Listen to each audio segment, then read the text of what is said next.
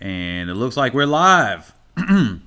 So, hello and welcome to Head and Shoulders ATR, where we cover athletes, performances, and otherwise that are head and shoulders above the rest. Thank you all for coming out today. We just finished up the meet literally seconds ago. And so, man, I timed this one perfect. The Discus just ended. And so, it was a lot of good stuff that happened. We had the athletes going out on their own terms. Let me start with that. I'll get into Shelly-Ann Fraser-Pryce and the other athletes in just a second. But I believe one of the things I want to cover are the athletes able to come out here, particularly from Poland. Malachowski. He's got one of the best discus throws in history. He's the 6th best discus thrower, if I'm not mistaken. And he brought his son out, and I believe his son beat somebody, but I think they got, I'm not sure 100%, but how does it feel? I mean, it must feel very nice to be able to have your son come out here at a professional event and to compete with you. And so I thought this was nice. I want to highlight this one early. I thought it was great that he brought his son out. His son actually did compete there. And so he rode off. This is his last meet that he's competing at, Malachowski. So he brought his son, and this is going to be very, very interesting to see how that goes. And that he's representing Poland, of course. And so, yeah. Let me take this out. How are you guys doing today? How are you guys doing today? I'm going to try to let you guys roll up and load in as we covering these events. Because it's a lot of things. But first, let me address something. Actually, I'll address it once we have a few more people in.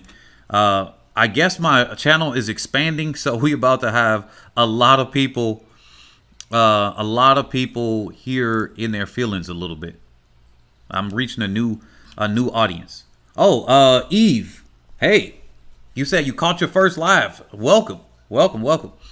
So, wait a minute. This is still on the screen. Let me change this up for a second. Take this off the screen so we can see the results. Here it is. I got too many tabs and everything open. But yeah, like I normally do, I'm going over all the events so I can cover all the athletes. But I will start with the people in the title first. All right. This has been pretty interesting because I got two meets mixed up, the Italian meet and this meet. So Russell would have been competing at, if I'm not mistaken, the Italian meet. So, but regardless of that, they still haven't even computed the results all the way for Discus. But yeah, how are you guys doing? I'll let you guys load up. So where are we at? This one, that's the 100 meters RR. Hold on. Because they got here it is, the 100-meter women right here. So this was the before. This was the results before. If you guys are looking at this on your screen. Let me try to zoom into this for you a little bit. Actually, it's not going to work like that. So I'll zoom in here. The meet record was, wait a minute, make sure. Oh, that's the 100-meter hurdles. Looks like I don't understand their markings here. The PL must be hurdles. 100-meter men and women, no. Where is that at now? Oh my goodness. That's the, if I'm not mistaken, this is the Paralympic 100 meters. Let me look at this. Yes, it is. Yep, yes it is. Okay. I almost got it. Where are we at? Man, I had this up earlier, but for some reason, I can't find it. Here it is. Or is it? Kambunji? Yes, it is. Okay, so the meet record right here is the Italian meet streaming live. Has Forrest Gump run yet? This is what Paisley said. I'm not sure if she has run, but we gonna see. And yeah, it is it's live right now. The results are saying that the 100 hasn't run. I don't know where a live stream link is. The only thing I can see are results, unfortunately. So here's Shelly-Ann Fraser-Pryce. As you know, she was in the center lane right next to Kambunji. We're about to get into that result for a second, but the meet record was Carrie Russell of Jamaica. So she set it back in 2013. So it was 11:01. So not too hard to best, right? Now let's go here. Actually, let me see something else. I want to go to the World Athletics homepage to the competitions. Let's bring this up. I think that'll be a little bit better to look at than the other results. One-day meeting circuit. Our competitions. I got to go to World Athletics Continental Cup. Here it is. No, not Continental Cup. Continental Tour. I'm showing you guys where to find this. Here it is. Continental Tour. Bam. And everybody that's joining us right now, I guess I get you guys loaded up the first 6 minutes. Here we go. Loaded in and loaded up. We're about to cover the meet in Silesia right now. Here are where the results. World Continental Tour results down here. We got to go to September. What is today? The 5th. Here it is. Memorial. Boom. Result. So we're going to bring up the results here. And then the one from Italy, which is going on at the same time. That one's actually actively going on. I do not believe the 100 women have run yet, but we're about to find out. So here are the results on the screen. Let's zoom into this so we can see these marks a little bit better. They said, I predict Javian Oliver wins. Yeah, and apparently she's representing Jamaica now. Did she switch nationality from USA to Jamaica? Does she have Jamaican parents or grandparents?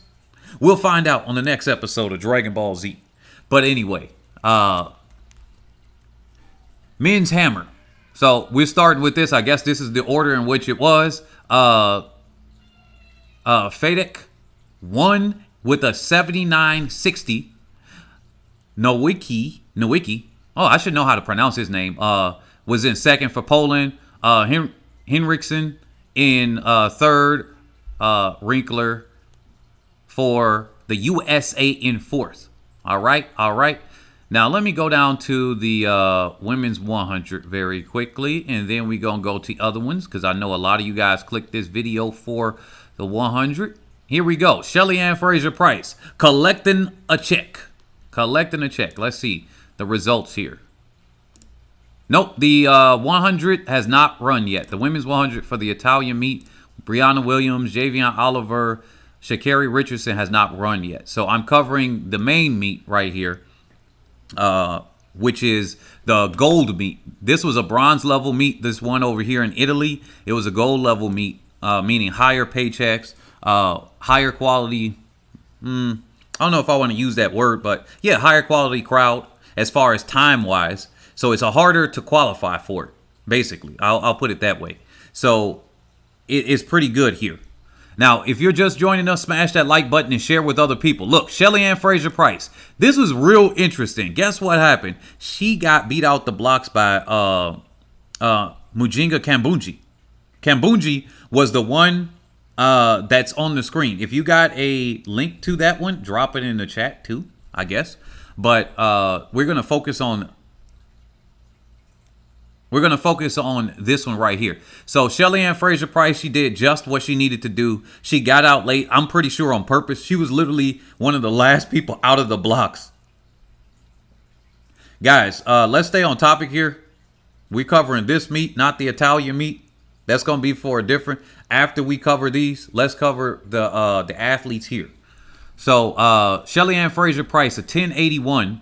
Kambunji in second. She didn't break 11 seconds. 11.08. So Shelly-Ann Fraser-Pryce got out pretty easy. She took it. She collected her check. And now that we have over 100 people in here, let me say this. We had somebody that came in and said it was my title is offensive because I said collecting checks. So I don't know what the heck is going on. We got a lot of people that's I don't know. Yeah, a lot of people in their feelings about things. I don't know what it is, but I don't know how it's offensive for that. But if we keep getting PC police, political correctness or something like that, then it's going to be kind of crazy where we get everybody censored. And we already getting censored stuff. I predict in a couple of years, the word stupid is going to be censored. And you get demonetized for that. So guys, just be careful with where you're going. Because everybody's saying workhorse is offensive. Or not that many people. It's a couple of people. They really let me have what for workhorse. Now collecting the checks. But I got a lot more people that subscribed to me recently. So maybe it's that. Maybe I'm starting to get to the soft bootied people. Yeah, that's the way. Soft booty, or the people that got coddled or something like that. They can't handle anything that's different. They don't take your words at face value, and they tell you what you're saying when you say the words. Because that's what they were telling me. They told me what I was meaning by the word. I'm sneak dissing somebody or whatever like that. If that's you, you can get yourself off the channel and unsubscribe. I don't want you here. I don't want you on the channel. Unsubscribe if you are a soft-bootied individual. If you got to wear a tinfoil hat on your head, not the conspiracy theory type, but I'm talking about the ones that's the PC police. Get off the channel. I don't want you. Even if it does, I know it's going to hurt that if I don't have it for the marketing of other athletes when I eventually start putting them on here, but they'll be okay. They'll have a real crowd that's here. So they said Sharika Jackson pulled out because of fatigue. So, yeah. But, yeah, I'm going to start ignoring these people. But for right now, I'm just going to say that they said they want to run your show, Head and Shoulders. Yeah, they do want to run the show. And matter of fact, the more I had spoke down about them, the more they kept trolling. It was just kind of crazy. Okay, guys, here we go. We got Shelly-Ann Fraser-Pryce back on topic after I said that announcement. We don't want to make this dawdle on too long. So Shelly-Ann Fraser-Pryce, she got out real slow. Kambunji actually got out on the field. It was I was actually a little bit surprised with Kambunji, but Shelly-Ann Fraser-Pryce I'm not, because she knew what she had to do. She got out really slow. She was like one of the last people out of the blocks. She just wanted to play it safe. Got an easy meet record. I wonder if they get bonuses for meet records. I believe they do. And so it was a 1081. She put on a good show. It was there. She came. She got paid for how she should. I believe with these meets they get like a $2,000 diamond or something like that. Or it depends on which the events are. Or actually it's better because that was a silver level. This is a gold level. So I'm assuming it's got to be paid more. Hey guys, let's hold on for the other meet. I understand a lot of y'all are here for maybe Richardson or something like that. I don't know. It's kind of crazy. They said the only reason Shelly-Ann pulled out was because she has enough Diamond League points to compete with Talu. Oh, you must be talking about the status or something. As far as the status, here's the thing with the status. We getting on a whole bunch of different topics. Shelly-Ann Fraser-Pryce is a gamer. For the people that are not maybe in the US and don't understand that term or that lingo, gamer means hard working, they compete very hard, and they're trying to win. So she's not used to losing. I use that as a compliment. We got people that were like going really there saying, how dare you? How dare you? They were just doing all of that stuff, right? They were going ham on me, and I kept responding to some of them. Some of them I didn't, but some of them where they called me a bigot for using workhorse or something like that. And I'm like, I'm a workhorse. I'm a man. I'm a workhorse. Do you know who else is a workhorse? Matter of fact, I already recorded that video because it's a series called Workhorse. The Polish are workhorses of Europe. Are we about to say I'm a bigot now because they're not brown skinned, they're white? I don't know. But anyway, so Shelly-Ann Fraser-Pryce got that win. Let's go on here. Vetter, man, he over here getting win after win. Johannes Vetter of Germany, 89-60 in the javelin throw. Let me see. Peters of Grenada in second. So decent for him.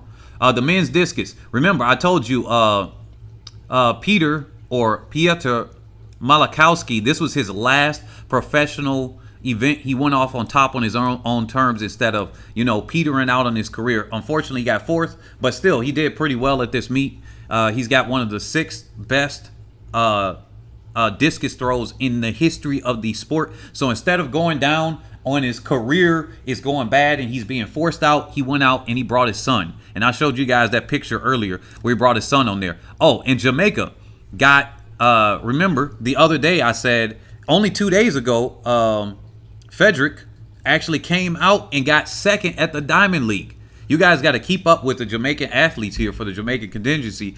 Maybe it's just not an event you're interested in. But remember, Dakers, didn't he get a silver medal at the World Championships or something like that, if I'm not mistaken? And so he's got 3rd place here in the men's discus with a throw of 64.91 meters. So congratulations to him. He's gotten in that top 3 spot. Andre Gudzias of Lithuania, 2nd. And then Christian Che of Slovenia. Good thing I know how to pronounce that one this time. 66.65. And actually, Malachowski's son, he might be like 7 or 8 years old. He came out there, no, probably like 10. He came out there. He actually beat somebody. Somebody got a no mark on that thing. That was kind of crazy. I'm like, dang, his son just threw like 15 meters or 12 meters and he beat somebody. That was kind of crazy. So let me see. Let's get to the hurdles too. So here's the men's 100 hurdles. We got Hansel Parchment right here. So Parchment of Jamaica. Let's see. Fetter is going back to the 90s. I see. Yeah, Shelly-Ann did the Francois said, let's focus on Shelly-Ann, please. My channel's not focusing on any particular athlete or anything like that. I run an international one. I understand I do have a large Jamaican contingency, but if I'm here honoring what I said I'm going to do on this channel, I'm going to cover all the athletes. I will focus on that and come back around to her and everything like that, just like I'm going to cover the Italian meet as we're going through with this. The results are pouring in, so then I'm going to cover the results there too, but I'm not going to just focus on one athlete. That's what the individual videos are. So as far as that, I know there are other channels that do focus only on those, and they sometimes get way more views. I'm not really too concerned with that. I'm more concerned with covering as many athletes as possible because we got people from South Africa and all over the place. So we got Hansel Parchment, Jamaica. He's over here. He's been on fire since just like Fetter in the Javelin. I mean, I want to see him get to 100, right? But right here on the 110 hurdles, he's been on fire since he got the Olympics. Like, Parchment is showing y'all saying, yo, I was the good decision to pick. It was good that I was in here and I came, I won, and now I'm winning again. Now, he actually had a horrible start, and I mean horrible. Devin Allen of the United States got out on him. He was actually ahead of him for the first 3 hurdles, and then it was like a slow, and then zoomed straight past him toward at the end on that last 2, on the last hurdle at least, and then bringing it back home to the win. So Parchment actually got beat out the blocks by Allen in actually most of the field. I was like, man, this guy's asleep. And then he came up, he worked hard, and then boom, he got it. And so then we got Damian Thomas of Jamaica. He got 3rd, so that's a pretty good job for him because Devin Allen is a tough competitor. And then I actually thought Allen might have gotten it this time because it's kind of hard to reel him back in once he got that, once he's got a start. But I think the pressure got to him with Parchment challenging him throughout that and how quickly he caught up because he was aware that he got out on Parchment. Then he was aware that Parchment was there. He was looking to his left. And then he started to tense up. And you can't do that in these short events. You start tensing up, your form just goes kaput. And so once his form went to 0, he almost even fell over that final hurdle. And that was unfortunate for him. So, and then we got Damian Thomas, like I said, for Jamaica in 3rd. David King, that was an athlete I think I highlighted before. He got 4th for Great Britain. Let me see. Anybody else the countries I believe that are subscribed here. I think those are the ones that we're covering here. But Thomas, fair, good job. Congratulations to the top 3. David King just out of the top 3, but looking pretty good for Team Great Britain. The Frank Wise said, you misunderstand. I meant let's focus on Shelly when you were speaking on her. Too many were talking about Italy. Oh, okay, I got you. See that now you see why I tell people to call in, because when somebody types something out, people can get misunderstood very, very easily.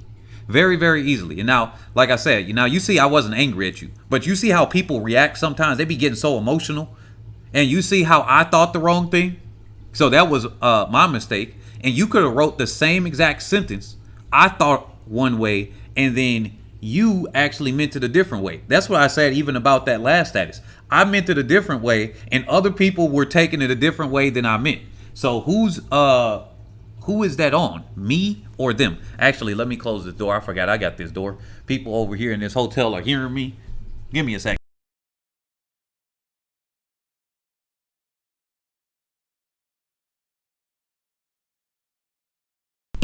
All right, I am back. I had to close. I didn't realize I had my hotel room door propped open. So here we go. Let me move on to the. Wait a minute. It says Deverton Paisley said once Hansel Parchment can fix his start, he will run consistent sub 13. His top end speed is what saves him all the time. Yeah, that's true. Okay, now the men's 400 hurdles. Men's 400 hurdles. All right. Well, we kind of could have expected this one. Dos Santos took this one away very easily, right? He got this one pretty easily. I think that was pretty much wrapped up. A 48-50, very close with Yasmani Capello of Turkey.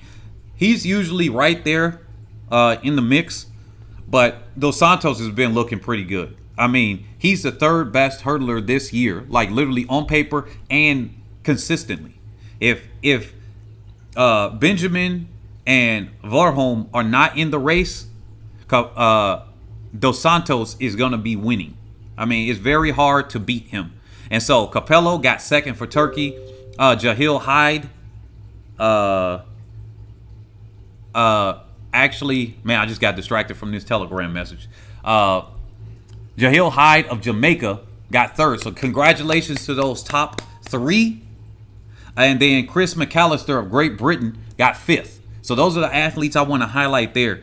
It wasn't really too much of anything of note as far as excitement in that race. It was just kind of like they ran, they finished, it was decent. There you go. The men's 3,000. This one was not televised. I actually had somebody that was there that had some of the bad video from this one. But Tedesi Worku of Ethiopia, he actually was your U20 champion, if I'm not mistaken. Wait, hold on. Yeah, the U20 champion in the 3,000 and then 2nd in the 5, or it was flipped around only about a week and a half ago. I can't remember which one offhand right now, but I know that Worku got either 1st in the 3,000 and 2nd in the 5, or flipped around as far as that. So he's looking pretty good for Ethiopia. Soufiane El Bakali has finally finished a race. He had DNF'd his last 3 races, including one at the Olympics after he won the 3,000 meter steeplechase. It's like he won the steeplechase, couldn't finish his 5,000, fell over a steeple and didn't finish the 3,000 meter steeple, and then another race he didn't finish. Now he's finished one. He's got 2nd. Congratulations to him. Mahavid Tundov of Morocco as well. Those 2 athletes from Morocco. Congratulations for those athletes in top 3. Ayele of Ethiopia. He finished in 6th. Let me see. Anybody else here? Nope, not that I can see. The men's 800. Guys, go back and watch this men's 800. I think I'm going to do a separate video on this one completely. So, we're going to... They said Dos Santos to win the Diamond League final if Varholm is absent. Yeah, it's going to depend on if Varholm is in shape, because when he ran that open 400, I'm like, whoa, wait a minute. He's running. He's not going to look good in the 400 hurdles. If he wants to keep his winning streak up, he probably should avoid trying to come out to that Diamond League final. Now we'll see if he shows up or not, but maybe he just can't run it without the hurdles. Because some 400 hurdle athletes, I'm telling y'all, they just run better. They're used to doing a certain pattern, and so they just don't officially run the open 4 as well. It doesn't always translate. So now this 800, the times weren't spectacular as far as that. Look, I'm telling y'all, watch that. If they post that up on the after this, and they post this as one of the individual races, watch this race. Nick Simmons of the United States, his meet record was broken by a tenth of a second, or yeah, just a little bit over a tenth of a second here. And so I was gonna do a video and then tag Nick Simmons because he just be posting up stuff all the time. He's got his Run Gum brand and stuff. Oh my goodness, he didn't pay me. Why am I mentioning his brand? But anyway. So, Wycliffe of Kenya, he is a Gold Coast winner, a champion. I mean, he's 24 years old. He's looking pretty good. His PR is 143.63, so he's 1 second slower. They came out pretty quick, but, I mean, they must be really tired now. Because of 144, with a lot of these guys in shape, much better shape than that, you would have expected maybe a 143 high at the very least. So they were a little bit tired. They've been going continent to continent and everything too. So yeah, they said that was a very good run by Shelly-Ann. She continues to keep Jamaica flag high. Yep, exactly. Must have been disappointed. Huh? Okay, gotcha. So here we go. Lewalski of Poland got second. Daniel Rowden of Great Britain. Jake Whiteman of Great Britain. They got third and fourth. Congratulations to the top 3. Saruni of Kenya in 5th. And then Elliot Giles of Great Britain. So for the subscribers from Great Britain, this is your contingency here. They were looking pretty decent. And one thing I want to say here, this is what made it exciting. In that home straightaway, Lewalski came up. He was like in 7th place or something like that, and just had an afterburner effect coming in like from 7th to 2nd. It made my freaking hair raise. My hair was already raising watching this 800. It wasn't that many 800 meter races this year that I felt exciting. Even with some of them with Mo, it just like I was expecting for her to win. I was happy and everything, but this one was exciting, and it wasn't even particularly too fast. The Kenyan trials was an exciting 800 too, and this one was exciting. I'm getting chills even thinking about it. That's why I'm gonna have a video straight on that. Michael Cherry, he won this one. He eased up very. He eased up. He did what he needed to do. I want to get the 200 split because I thought they actually went out pretty fast. The whole field looked like a blanket field around the 200 meter mark, and then right around 220 or 230, Michael Cherry started to show his form. Other athletes were dying out. They looked like they were going in slow motion when they were coming out of that curve into the home straightaway. So that's. Oh my goodness. Hey guys, I'm gonna have to change the chat or time it out or something like that. Y'all gotta stay on topic. We're gonna talk about the other meet in a second, but I want us to stay on topic because this is just out of, respect here. Because I understand y'all talk back and forth of it, but y'all talking about a completely different meet. So let's just focus on here. I'm getting into that one in literally probably about 10 minutes or 20 minutes if I go straight through. But I, out of respect to these athletes that I'm covering right now, if you're not going to stay on topic, I'd rather you just leave or just don't say anything right now and just come back on topic when we start covering it. And that's just out of respect for these athletes here. I understand y'all excited, but I don't mind if you talk about the 100 that happened today, but just talk about this meet that I'm covering right now. So, but yeah, the men's 400, like I said, Michael Cherry, easy win. Vernon Norwood, USA 1-2. Trinidad and Tobago, Dion Lindor in 3rd. So congratulations to him. Christopher Taylor of Jamaica in 5th. So I think he could have been up a little bit higher. He might have been able to challenge for 3rd, but he just didn't have the strength there. And then Kareem Barley, if I'm pronouncing this Bartley, if I'm pronouncing his name correctly, he finished last.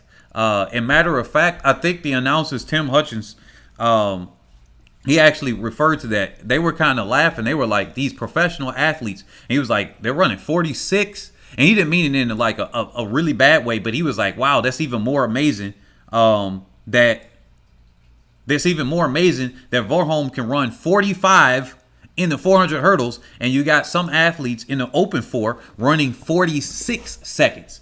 And they were having it like, wow. So this is crazy here. So Michael Cherry, congratulations. I told y'all look out for him. Andre DeGrasse. Now, I thought he was going to get a meet record here. Let me see. What is the meet record? He might have gotten a meet record still. I don't think it was that fast, but I thought it was under 20. Oh, yeah. Rashid Dwyer or Dyer. Oh, wait a minute. Oh, Rashid from Jamaica actually had the meet record here, 20.15. He even said that he wanted to get the meet record here, but he missed it, 20.21.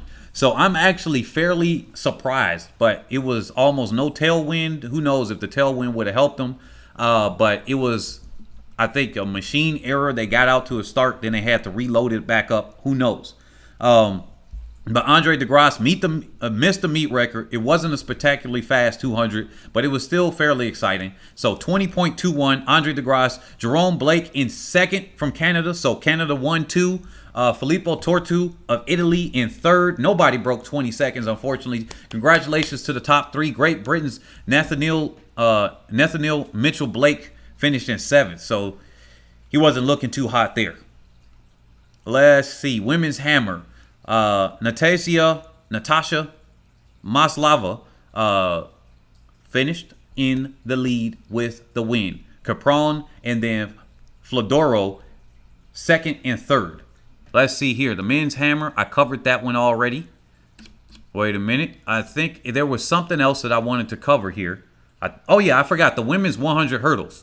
Where is it at? Oh, Tambiri. Tambiri of Italy. This man, he is one of the most, if you guys can look up Gianmarco Tambiri of Italy, please look this guy up. He keeps freaking lighting up sometimes. If y'all think of Flojo, how she wore all of those clothes and funny looking clothes, this is a male version of how Flojo was. Like one time he wore a half and half outfit and whatever. And it was kind of very interesting looking on him. He looked kind of goofy, but he brings attention to the high jump. He's an animated character, and I couldn't fit all of the people I wanted to in that poll when they only give you 5 options about who makes an electrified feel, who gives you the animation and everything, who's the entertainer. This man is an entertainer. He doesn't do well. He starts freaking throwing a fit, backflips on the freaking high jump pit and everything. He does well. He's over there jumping for joy. It's like he's having a party, doing well or not doing well, except for the year back in Rio when he was injured. It just was not looking good for him. But now that he's recovered and everything, World Championships coming here where he got tied for gold against his competitor. He was trying to break the world record.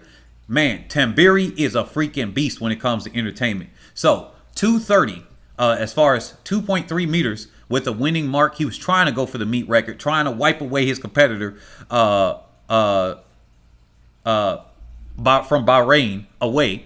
Oh, not Bahrain, from Qatar away. And then is Ivanyuk, obviously in second. And then Daryl Sullivan Jr. for the United States. Congratulations, top 3 in the men's high jump. He got third. And then we got Shelby McEwen, who got 7th from the USA. So let's go here. Men's pole vault. That was exciting. Guys, watch this one. If you guys are, I know a lot of you guys are in sprint mode and everything like that. And we're going to cover the sprints right after this. But look, if you saw the last meet at the Diamond League, they were trying to see some world records in that pole vault. Pole vault is huge. It's bigger than the 200, especially internationally. Other than personalities like a Usain Bolt that can be bigger than the event itself. If there's no standout personality, pole vault is typically more popular, and the USA be leading and destroying in that typically. Now, Christopher Nilsen, he won. Congratulations to him. He was going for the meet record. KC Lightfoot, USA, in second. Then we got Ernest John Obiena of the Philippines. Man, he was going up there. He skipped his mark. He tried to go up there. He got into his head, but he tied for second. Curtis Marshall. These guys are very competitive. Sam Kendricks, he really was not having a good day. So Lavillenie wasn't having a good day either. I think he might be past his prime. This year just has not been good for a Lavillenie of France from previous world record holder, and he hasn't been able to hold his form, unfortunately. And then let me see here. Oh, where is this? Why is he not on this list? Wait a minute. No, Sam Kendricks. He's one of the best competitors this year. But if I'm not mistaken, he caught COVID-19 and he couldn't compete at the Olympics. And that was unfortunate here. He decided not to go to the Diamond League 2 days ago so he can rest himself here. He already qualified for the final. He's got enough points. But, I mean, Sam Kendricks, he's going to be one to look out for in the pole vault too. So, men's shot put, Ryan Crouser, as we know, world record holder. He was easily above everybody else. 22:39 with the win. Congratulations, Joe Kovacs. And then Tom Walsh. Let me do something real quick here. This is what I want to do for the track and field league too. Let me show this one here. Oh, as a real quick note in the women's 400, I'm going to talk about McLeod in a second. But look at this. This is very interesting. And I think he had this before. Tom Walsh from New Zealand. He's got this shirt that says space for rent. He doesn't have a sponsor. I think athletes, if they ain't got sponsors, that's a pretty good idea to have that. Instead of having a logo, like tape over the freaking logo if anything, and just go out there and run until somebody sponsors you and everything. Don't be advertising them for free. He's got the space for rent. What do you guys think about that space for rent shirt? And he's like, look, I'm not sponsored by anybody. I'm one of the best in the world in the history of shot put. Where's my sponsor? That's what he's saying. Where's my sponsor? So let me take him off the screen, and it still freaking made that sound. Okay, but congratulations to the top 3 right there. That's your field. Men's discus, I covered that one already. The men's javelin covered that. Women's 100, 400. Okay, now here we go. The women's 400. This is what I want to say. Now, how many of y'all agree with this one? The women's 400 right here. How many of y'all agree with this? I think the red fits McLeod. I mean, she looking good with this red on. In my opinion, the red fits her. I'm like, man, unfortunately, they said he always has that t-shirt on when he is competing. Yeah, that is true. They said, I've heard that Sam Kendricks might be an anti-vaxxer, so naturally people were laughing when he tested positive. Just because you don't want to take a vaccine for the poke thingy right now, because usually vaccines go through a 2+ to 3 or 4 year process, doesn't mean that you're anti-vaxxer. That's a very reactionary thing. So he might not be anti-vax. I don't want to take the vaccine. I refuse to. I'm not going to do this when they ain't got nothing proven. The survival rate is extremely high, but I'm not anti-vaccine. I go based on science. I don't think he's anti-vax. From what I've seen about him, it's not there. It's very hive mind thinking if we start saying, hey, you guys don't want to do this, so therefore, blah. When most vaccines, they have to take a long process. It's like, wait a minute, this is kind of weird. The minimum requirement is 2 years, and this one came out in months. So that seems pretty weird to me. I don't like doing it. And you can't sue them if anything negative happens to you, which there are people that had negative reactions. But yeah, I just want to say that real quick. He's not anti-vax from what I have seen about him. I did see some of those posts and everything, but I don't think it'll be funny to laugh at him. But yeah, here we go with McLeod. She's over here, man. She looking good in that red. Unfortunately, she's from Jamaica, so she can't be wearing no other colors but the green. I think she looks better at red. I know y'all might just be like, wait a minute, what? But this red right here, that's really fitting for her. But yeah, now I'm going to get back on topic for the women's 400. All right, the women's 400. So this was very interesting. So we got a new PR from Poland. So they got a home crowd winner with Natalia Kazmarek, and she's got a 50.70. So she had actually a big chunk off her PR. She's been hitting PR after PR this year, so she's just on fire right now. And then we got Anna, I can't pronounce her last name, so I'm just going to say Anna from Poland. She got second, but Candace McLeod, she was slightly behind. She was in second out of the curve in the home straightaway to Anna, or maybe it was Natalia, both of them. They were right there, and she died in the last 70 meters. And she was leaning forward hard. She was trying to push through. She's got to be out of gas right now at this point. She's got to be out of gas. Oh, yeah, and the Frank Wise said it's unfortunate that the Olympic bronze medalist does not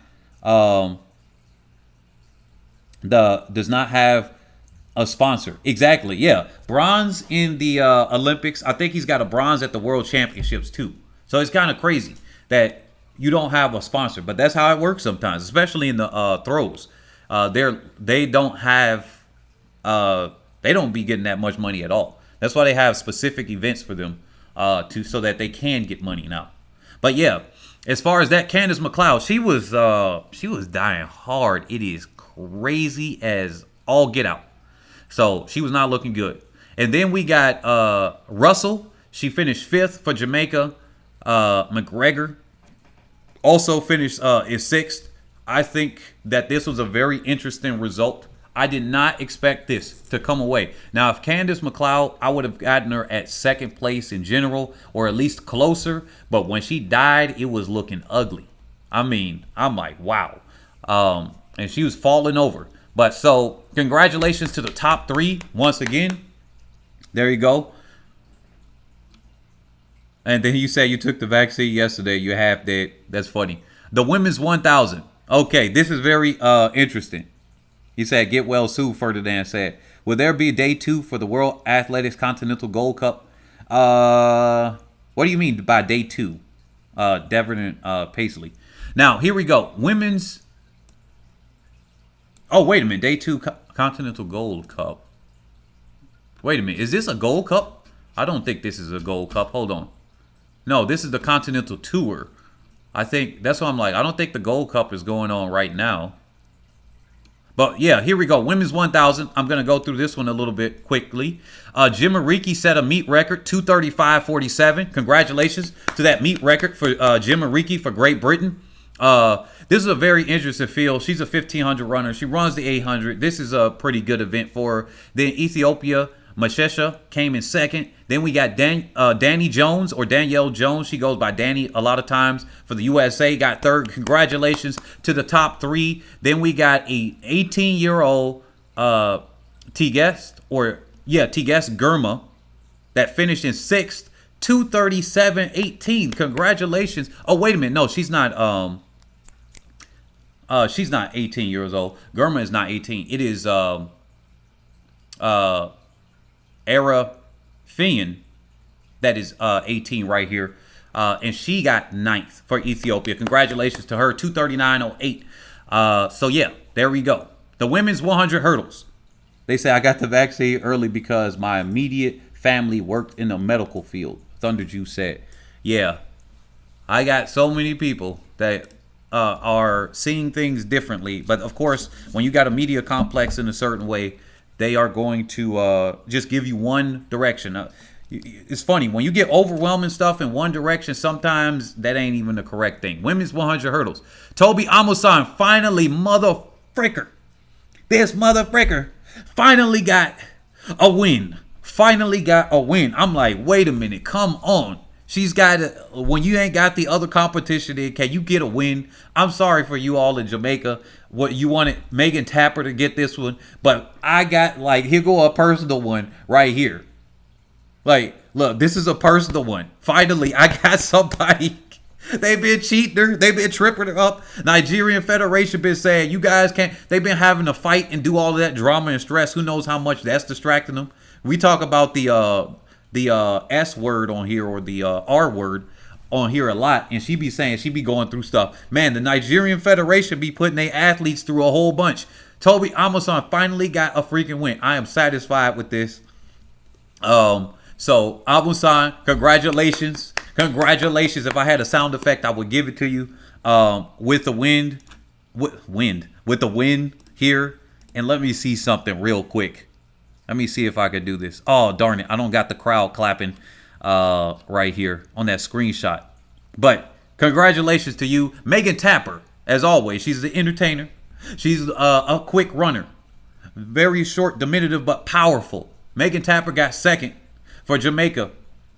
So congratulations to her. Christina Clemens of the United States got 3rd. So congratulations to your top 3. Nigeria, Jamaica, USA. That's your top 3 right there. They said, Thunder Juice said, 2016 World Juniors, Toby entered as the world record holder and came 5th in the final. Hope she's not another Powell. Yeah, I don't know what the heck be up with her. It's like she's on some other stuff.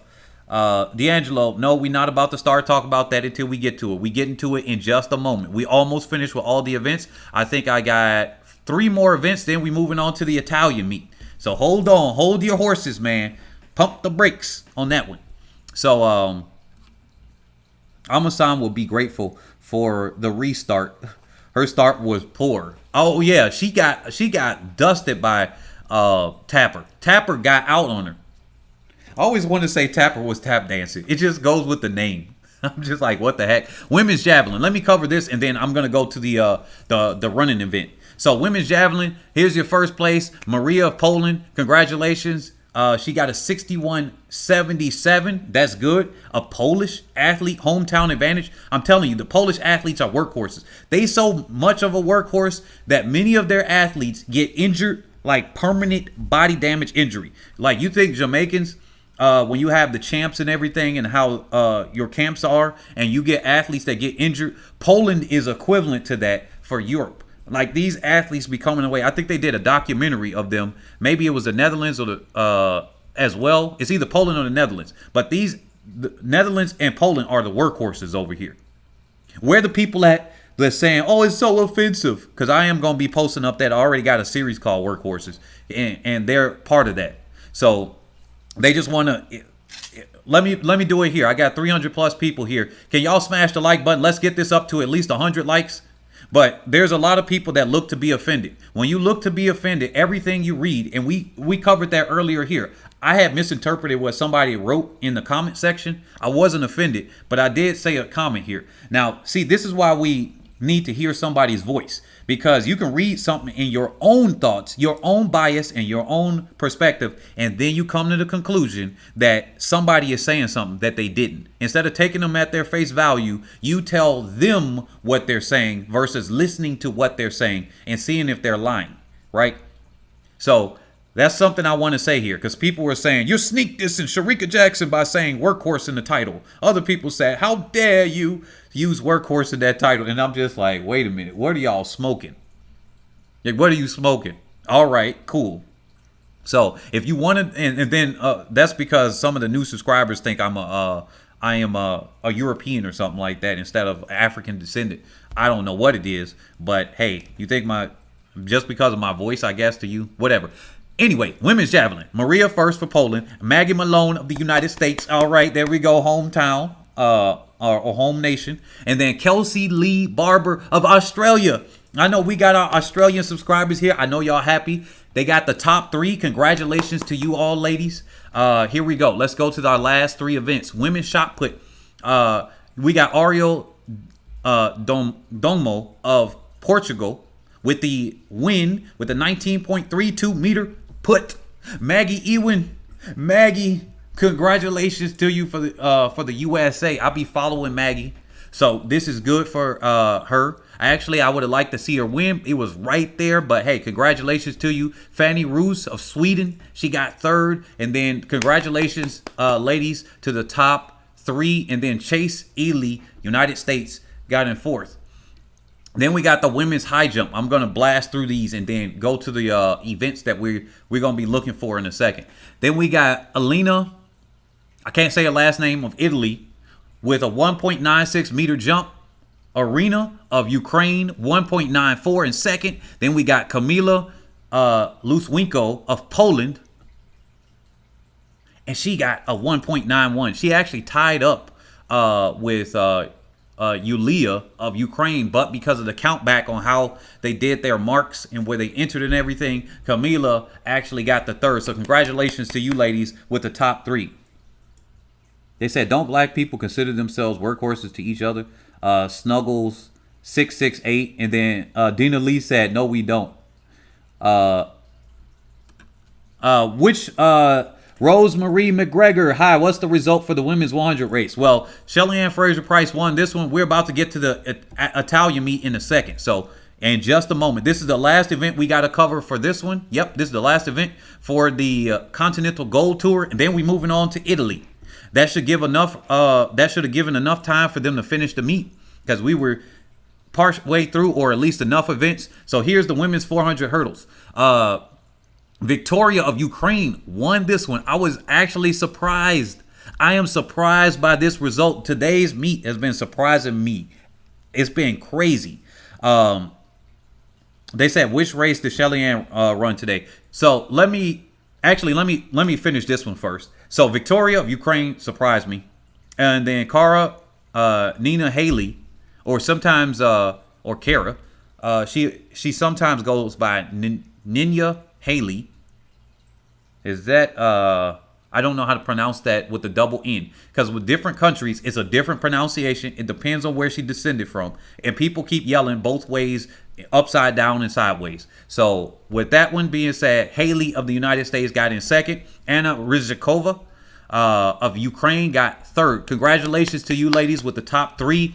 Unfortunately, Russell for Jamaica, now she did both the 400 and the 400 hurdles. So she was doing double time on this one. She unfortunately got fourth here. It would have been good to see her get third. And because you're getting points for these as well. So you get points for these meets that add up to a bonus check at the end, as well as your places are going to get you paid. It's kind of like the Diamond League, except lower amounts of money. And what they're trying to do is they're trying to get more viewership for these so that they can start getting more and more sponsors and more money. And I think they're doing a good job so far. And then Leah Nugent, unfortunately, she got last place. She was not looking good on this one for Jamaica, as you can see her result down here. So yeah. Oh yeah, definitely smash that like button. Everybody smash the like button, smash that like button. We got 441 people here, and yeah, so let me describe the difference here. Now we're gonna move over to Italy. So this is the World Athletics. Let me go back to this page so I can, why is it not doing it? So here it is. You see this right here? I think you guys can see it on your screen. Let me make sure I'm seeing the same thing you are. Okay, it says gold. You see this? They have a gold meeting, a silver meeting, and a bronze meeting. The gold meeting is harder to get into. You got to have certain qualification times. Then you got the bronze meeting and the silver meeting. A lot of people can actually qualify for the bronze meeting, especially all of you all that are competing in Masters events that are subscribed to this channel. You should probably look at some of those. Some of them are hosted in the USA. I don't know if any are hosted in Jamaica. Certainly not this year because of the lockdowns that were happening. But yeah, it says day one. I don't know if there's a day two at all in terms of that. But here, we could go to the home and the calendar and results really quick. Calendar and results. So I just want to show you guys this, and then we're moving on to the next one. So I can show you the difference between here. So Shelly-Ann Fraser-Pryce competed in this one, which is the gold meeting. And Brianna Williams, Javion Oliver, sha'carri Richardson, they competed in this meet, which is in Italy, which is a bronze level meet. It's not silver even. It's a bronze level meet.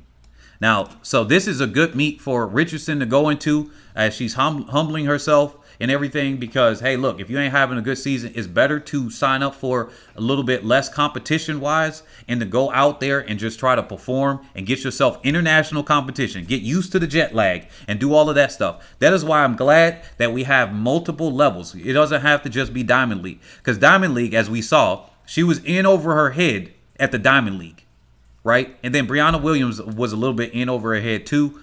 At that Diamond League, she's not been looking good after the Olympics. So she did her job at the Olympics. And then after that, it's, you know, it is what it is. So let's refresh this page. Let's refresh the page so we can get the results. Let's see. Why is it not having the results yet for the 100? So what I'm going to do is I'm going to pull this up in a second.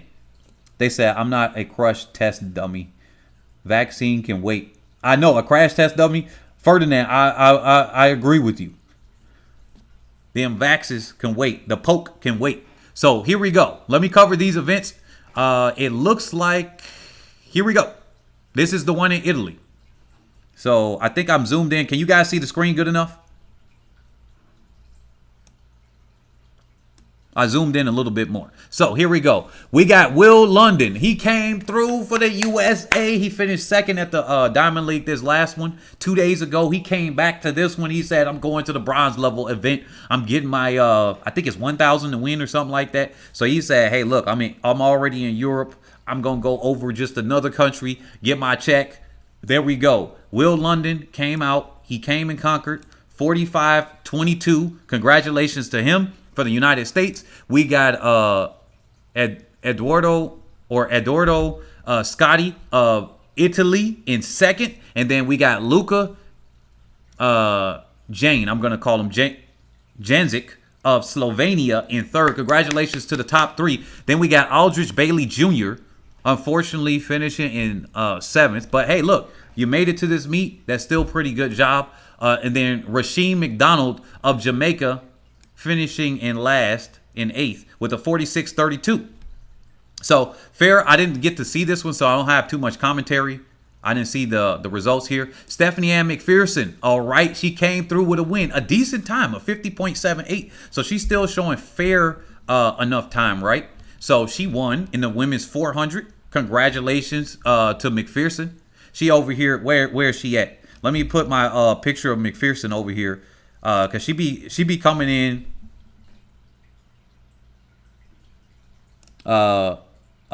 Quiz Maddox said that was good of you to mention the competition levels. Thank you, bro. No problem. No problem. It's a new coach for me. Y'all must be talking about Brianna Williams or something like that. Yeah, a lot of people have been saying that Brianna Williams may need to switch coaches. I got no comment on that. Me personally, I don't know if I want to speak on that. That's not my place as somebody that has a YouTube thing. And then I want to respect Otto Bolton. And he's gotten her to the level of where she is. Now, if she stays stagnant for too long, I will say that it would make sense to change coaches. Think about Shelly-Ann Fraser-Pryce. She changed coaches. And look at her 100. For years, she could not break 10-7.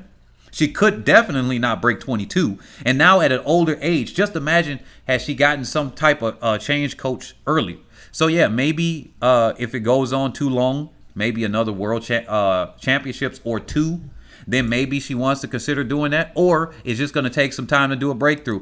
Or we could just look at her and say she's part of the national record holding 4x1 and say, hey, she's doing a pretty good job. What more can we expect with the competitive Jamaican squad? Who is she going to beat? Sharika Jackson? Sharika Jackson's running too fast. So it's not like Shelly-Ann's running too fast. Lane Thompson-Herah's running too fast. Sharika Jackson's running too fast in the 1 and the 2. Where's Brianna Williams gonna go? Where can she fit in that crowd? Like, that's basically what I want to say here. Where can Brianna Williams fit in that crowd when she's competing against those ladies? That's what I gotta say. You guys get what I'm saying? Like, where can she go where she actually can do something? And I can't see Brianna Williams being able to fit in with a good competence. I've been trying to look for some stuff here. Here we go. I finally found the folder. I'm over here working in the background while I'm speaking to you guys. But here we go. Where is that picture? But Stephanie-Ann McPherson, let me get back on her. Stephanie-Ann McPherson has been looking pretty good. She's been looking like she's nearly unstoppable in certain aspects until she got up to the Olympics. That was the only thing. She met other Olympic level competition. So what can she do when she's facing against those people, right? I mean, you really can't do much. I mean, this is what I'm looking. I'm like, I'm McPherson. I'm kind of looking like this. Like, she was very disappointed at the Olympics. She was excited to get a PR. She said she was so close. If she had known she was with the Jamaican record, she would have gone a little bit faster, right? If she known, that means she would have. What the heck? Wow, this is crazy. So I put a shortcut folder of my folder in itself. But yeah, I can't even find that image. I must have that on another PC or something like that. Because I got multiple computers. But yeah, I wanted to find McPherson. It's all good. It's all good. Oh, here she is. I got you.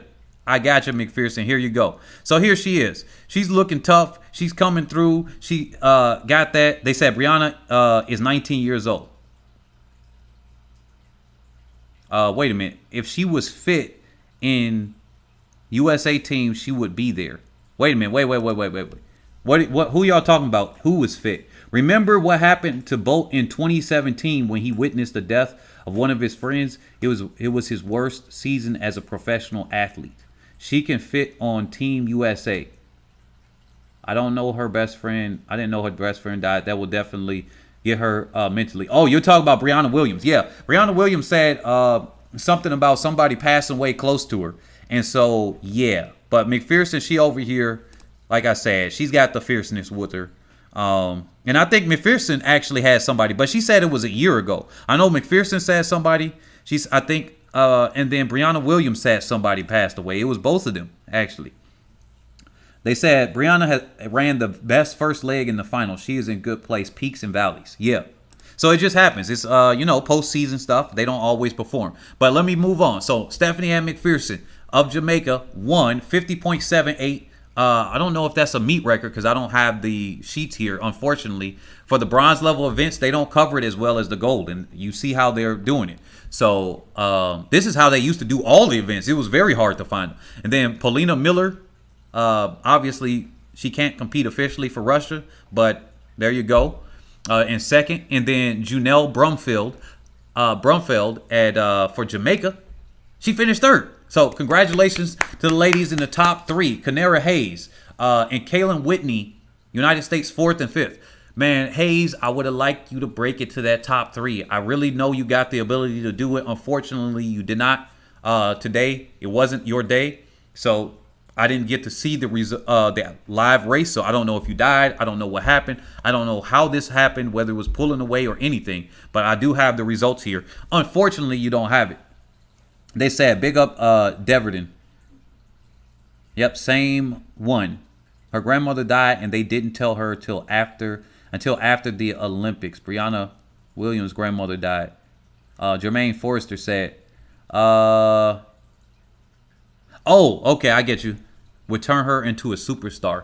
Yeah, maybe that would happen. So here we go. Women's 800. This is Alexandra Gulyayev. Or Gulyayeva of Anna, because they can't do Russia. She won 159.57. So two athletes broke 2 minutes here. Christina Herring of Germany. So there you go. That's congratulations to them. Chanel Price of the United States. Congratulations to the top three ladies. Price cannot get it together. I wish Chanel Price.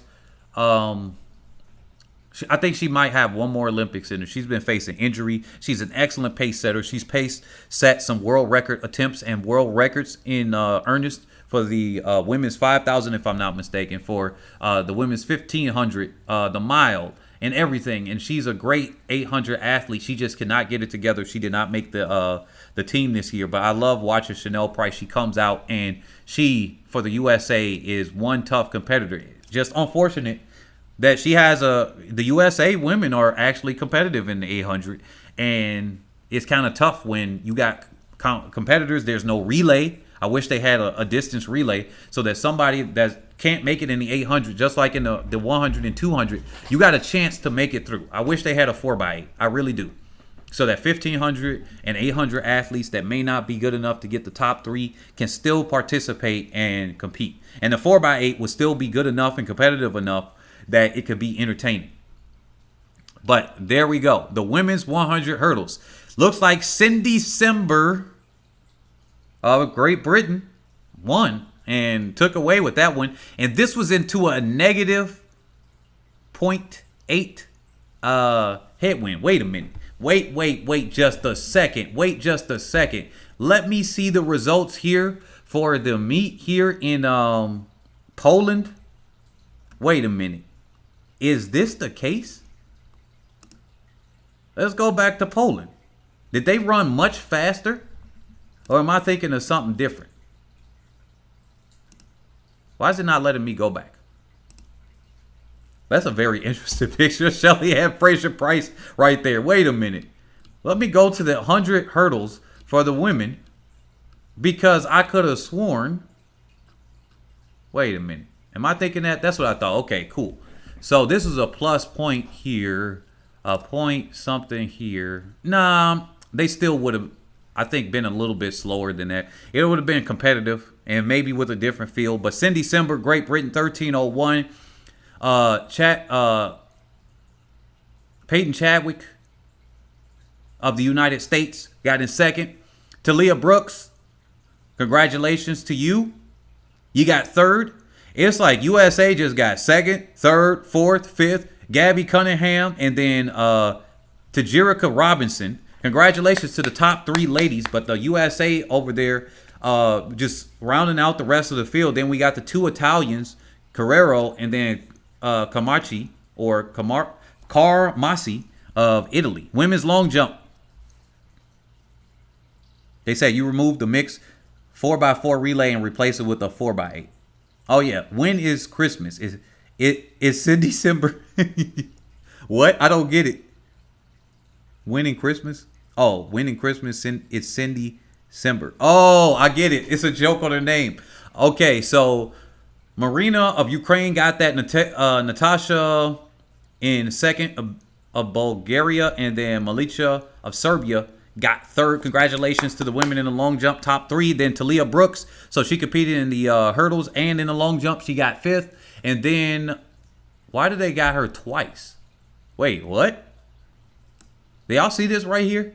They got her name twice. Just like they had Javion Oliver. Man, whoever over here running this meet, I'm sorry, I'm not even going to say anything. Because I know some of these people that do meets, and they should not be doing these meets, I swear. Because they be messing up so much. Let me refresh this page. I need to get these results. Anybody got a link to the results of the women's 100?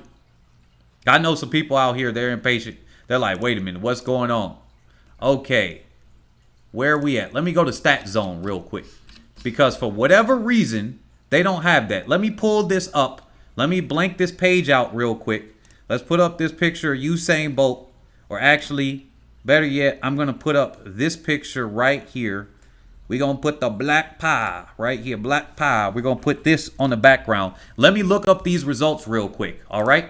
Give me just a second so that we can see the women's 100. Because I know a lot of you guys were here for that. Smash the like button if you're passing through. Let me see. Now, where are the results? Results. Because this is going to be an interesting one. So, results for that. No, it's not on World Athletics. Y'all freaking send off. Let's see. Results. Meeting. Is this the past year or is this right now? Oh, here we go. Oh, wow. Here we go. Now, there we go. I think I found it. Let me make sure this is women's 100. Hold on. What year is this? What year is this? Hold on. We got to make sure that this is the correct event. So, is Isaiah Young, Nesta Carter... Huh? Wait a minute. They just got some weird stuff here. I think they got the they got everything mixed up. Live results. Latest results. Brazil U23 National Championship is going on. Interesting. Fancam. Here we go. Latest results. Yes, we got it. We got it. 100 hurdles, Paralympic women, long jump women, 800 women. Really? Wait a minute. Wait a minute. Hold up. Hold up. Okay, now they got me looking like this. I'm on this page, and I'm literally looking. Guys, do you know where the results are? Anybody can drop the link for the results so I can pull them up on the screen.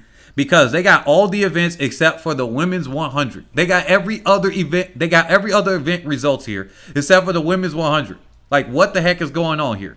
Did that not complete or something like that? Because I could have sworn that the time was like over 11 seconds, but I cannot find it. I'm over here looking on the screen like this. So this is Watch Athletics. Oh my goodness. Now this really sucks. Okay, Kimura, Here's Italy. Paralympic women. No. Women's 100 hurdles. Okay, so this is the results from today.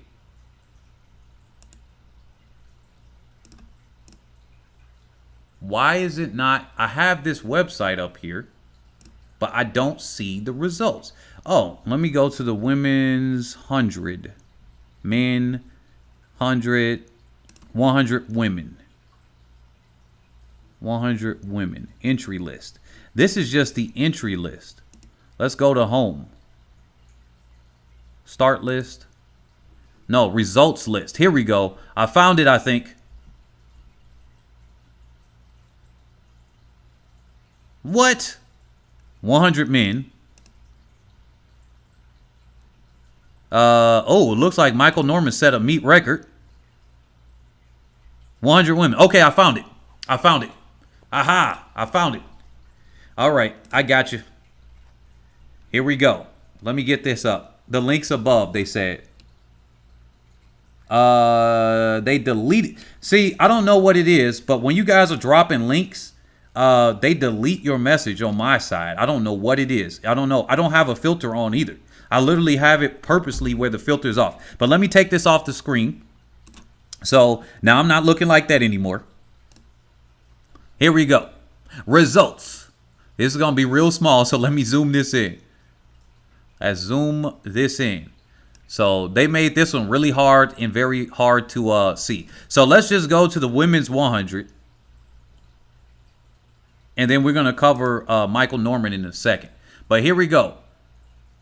This is crazy. USA. And I was going to cover Candace Hill, but I just ran out of time for all the videos I could have made on these. But I think I'm going to do something about Candace Hill, because remember, she was like a prodigy and everything. And we know what happens. Sometimes prodigies don't pan out. That's why people are saying with Richardson, that may not pan out. But here we go. These are the results here. So I can't even fit it on a screen properly, because if I zoom out too far, man, I just don't like how they got this. I don't like how they have this website at all. It just, But here, it's very small, so I'm going to have to read it out for you guys. So Javian Oliver of the United States, they got it right now, because on the mark, they had her for Jamaica, and I still got that picture, and I took a screenshot of it. It was funny. She won with an 11:19. So I want to see the video for this. I want to see. I checked the weather, and it's supposed to rain. And they got the same mark, so it came down to the thousands. So that means her mark in Prefontaine was legitimate. She's still running over 11 for Sha'carri Richardson. Now Oliver, she does pretty decent. Now this would have been international. Obviously, this is international, so they're facing jet lag and stuff. So this is good experience for Richardson. But Oliver, congratulations. You won at the meet. Let me see. What is the meet record? Shelly-Ann Fraser-Pryce, a 10.98. Wow. Shelly-Ann Fraser-Pryce had a negative 0.8 headwind with that meet record. So I wonder, would that have been a 10.94 or something like that? She said that in 2015. But here, Sha'carri Richardson, exact same time in second, so it came down to the thousands, 11:19. Now, to be honest, I don't really care about times too much for me. Now, a fast time is great, especially when you can do that. But the times are pretty slow. If it's an exciting race, I'm satisfied. I didn't get to see the race. All I could see are the results. So I'm like, man, this is a slow time. But hey, it is what it is, right? Candace Hill, she got third, 11:26. They said Candace Hill injured her knee at home when she was 16 and hasn't been the same since. Yeah, the track is slow. Shelly-Ann Fraser-Pryce is the only woman to break 11 there. And she ran against a headwind too. So that's even more impressive. She ran against almost a 1.0 headwind. Now, English Gardner. Oh, English Gardner. I'm glad I did a picture of her recently. She came back in. I was on a Twitter page trying to stalk that Twitter page, seeing what she was going to do. She's in this race here. Unfortunately, she got an 11:36. Obviously, nobody broke 11 seconds here. But English Gardner, I'm glad she got in the race. She's coming out. They're going to get a little bit of money for their efforts, so it's at least good. We got Brianna Williams, unfortunately, in 1144 for Jamaica. So, what? She got 5th. That's 1, 2, 3, 4, 5. Yeah, she got 5th. Man, they said English Gardner didn't stare down sha'carri hard enough with those eyes. Disappointed. Yeah, she should have intimidated her with that. She got an intimidating look. I gotta tell you, if I was one of the female competitors, I've been told by other female athletes that if they were to see her right there, they'd probably be intimidated. I'm like, man, as a guy, I just can't look at myself as being intimidated. But I guess if I put myself, switch genders or something like that or whatever, I maybe. But if I had my mindset as a guy, as a woman, I'm like, nah, I ain't gonna be. I'll look straight back at her with a cold hard stare. But probably got into a fight too. But anyway, Desiree Bryant, she's 6th. Let me see. Antonique Strachan of Bahamas got 7th, 11:59. This was some slow times. Irene Saragossa of Italy, 11:70. So here we go. This is what I got to think about this. Let me put up some pictures here so that we can look at that, because these results or this page is kind of making me feel, this page right here, 11:19 and 11:19. What do you guys think about that? Let me read the comment section here. What do y'all think about Richardson? She's getting her international experience. She got 2nd place. Definitely, guys, smash the like button. What do you guys think about this one? Now, all the people, hey, you want to call in on the Zoom? Let me know. We can do move into the athletics and chill part 2. If you want to talk about your favorite athlete, I'll drop the Zoom link if you're interested. Or you want to talk about the stuff today. Remember, we had that the other day. Or you want to disagree with some of the stuff that I have. We definitely want you to have that. But they said maybe they were there just to pick up a check. Now, the check that they're going to get for a bronze level meeting ain't going to be that much. So I think they were more for their time. But it's better than, you know, going to a regular USATF meet, because you got to pay for those and you don't get nothing. So, yeah, I guess if you're already in Europe or something like that, which most of these athletes are, hey, it's like, hey, I'm in Europe already. I go across and I'm going to do this. Now, I don't know about if it's an appearance fee thing, but this is definitely a lower key meet. Oh, here's the photo finish. That's what I can bring up on the screen. Now, this one is, wow, that is a, oh my goodness. Now I can say it officially. Do y'all see this bad quality photo? Okay, I didn't want to say it, but I am going to say it. I'm not going to say it like that. I'm going to be a little bit nicer. Man, they got some people here. They did not pay them a lot of money for the technology or something for the people that did the timing system here. I don't want to really demean anybody with the timing system. I work with a lot of people, but I do understand different timing systems. This is a bad quality photo. It was either maybe raining or something else that destroyed the quality. I've experienced this sometimes, but based on them making a mistake on a couple of different things so far, I'm going to say that it's a little bit beyond just the equipment here. But there's a way that you got to hide the lighting. Like, how you going to find their chest right here? But the times were so slow. I mean, yeah. But how you going to find their chest on this picture? Please tell me where this blur, where you see Richardson right here. How could you determine who actually won here? Now, maybe they're basing it because the arm over here. But right now, real talk, Richardson could have potentially won this one. They said, why these photos looking like 2001? I know, right? But for real, Richardson could have legit won this one. See, I got to be right and fair with that one, because a win is a win, no matter the time or whatever. But with this, maybe they're putting the arm, and the arm is, I can see because of the arm right there, right? They're saying, okay, her arm is forward, so her chest got to be right here at some mark. But, and I still think that Richardson got second, even when here, because from my own judgment, if I'm going to guesstimate where your chest is based on where your shoulder blade and everything like that, it's going to be probably a little bit more further in than where it is right here. But it's not, she still would have got second. It would have been a little bit closer. But still, this blurry picture, what the heck? They said, can you see the win reading for the 100 race? I think it was a plus 0.1 or a plus 0.2. Let me see that. Let me go back here. But this, I'm going to save this one. I'm going to save this image here because this is horrible. I guess people don't like the image I put on the screen. We lost like 50 people from that one. That's crazy. Where is the win reading? Oh, wow. Never mind. The win was, here it is. Let's look at the win. You guys see this? The win reading is negative 0.1. It's a negative, 1.0.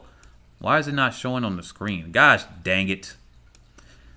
Hold on. Let me drag this. Oops. I got to drag it on my screen. Hold on a second. I got to actually drag the window and do this. So you guys see this? It's a negative 1.0 wind reading right here in the corner. So they were running against a pretty tough wind, actually. So, I mean, yeah, they said 1119 is, one Don said this, the following. I'm quoting him now. He said 1119 is slow. Flop-carri will never beat Shelly-Ann Fraser, Elaine Thompson, and Sharika Jackson. You called her Flop-carri? Man, we got so many names for her. They said, Mr. Max, you are too wicked. They said this is the same time as Eugene. Oh my goodness, where it is? Where is it? Where is Mr. Max? I thought she was going to take Shelly-Ann Fraser-Pryce home with her, Mr. Max. Wait a minute. Who y'all talking about? No Rain. Oh, you talking about they said this photo is crap. Are you talking about Sha'carri Richardson? Yeah. They said I was gonna dip too, bad quality, hurt my eyes. Dina Lee said, the heck? They didn't like the photo that bad. They said, exit. I'm exiting stage left. This photo's that bad. I lost people from that. That was crazy. But smash the like button. If you decide to leave, smash the like button before you go. But yeah, 1119, 1119, 1126, 1136, English Gardner. And then we got Brianna Williams with 1144. These times were not looking good. They ran against a 1.0 headwind. So what? What we give them? A 10th off of their time? Still, none of them would have broken. If we want to be generous and say a 10th off of their time, nobody would break 11 seconds here. Nobody would break 11 seconds here. I mean, Shelly-Ann did jog an 11 or a 1081 just earlier. So these times were indicative of a headwind. So the times mean nothing to me. I'm looking more at her race execution. Yeah, I want to see the video. I want to see the video of this. Yeah, that is correct. I want to see the video of this. Let's go to the stat zone real quick. I'll take this off the screen. Let's go to the top list, the stat zone. Let's look if they updated it on the 100-meter women here. Let's look at Richardson right here. Let's go over to, instead of Richardson, she didn't win. Let's go to Oliver right here. And let's see. Now, still slow for a negative 1.0. Yeah, exactly. Exactly. Now, let's go to results. Did they update it on this page? 100-meter outdoor. Did they update it? Yes, here it is. So here's the result here. A negative 1.0 headwind and 11:19. She finished in first. So, so she going back. So she's going to break FloJo record when she's 60. Oh my goodness, that's what Dazzle Mavic. Okay, what do you guys think? Now let me ask you guys. Here, I want you guys to come in on this Zoom chat. Let's talk about the results here. How do you feel about Shelly-Ann Fraser-Pryce running today? How do you feel about Fetter running today, or Javelin today? How do you feel about everything today? I'm loading up the Zoom right here. We're gonna open up the lines right now. Definitely call in with that. I'm about to drop the link. Opening up the lines. I have to delay the athletics and chill. Too many things. I didn't anticipate the meet today, so that's gonna go another one. And then I got about 6 figures worth of money stuck in some crypto stuff here, and it ain't looking pretty. I tell you that. All right, that is not looking good at all. Not looking good at all. I am shaking my head at Ethereum right now. So let me add this in. Let's see. Let's see. It's at point of screen. I am sharing a point of screen. You guys probably don't see that. Pause share. Now, let me add this Zoom meeting right here. And here you go. Join the Zoom call at that link. You can talk about whatever subject. If you disagree with me in general, you hate my guts, whatever it is, you can come here and we can talk this out. Let me know what you think about this meet. Okay, here it looks like we have a person coming.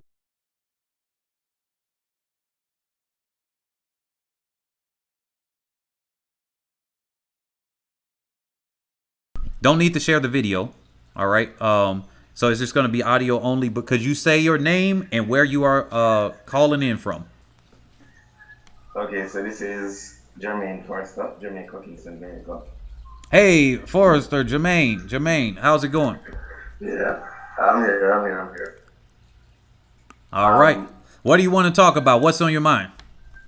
Okay, so just mentioning two things quickly. I hear you talking about the headwind that sha'carri faced. But remember, this was the same sha'carri that ran 1077 into a negative 1.2. Yeah, that is true. Right? Secondly, class is class, personified. I mean, Shelly ran a race today where the meeting record price was 11.03. She jogged 10.81. So if you're good, the meeting record really doesn't say much. Right?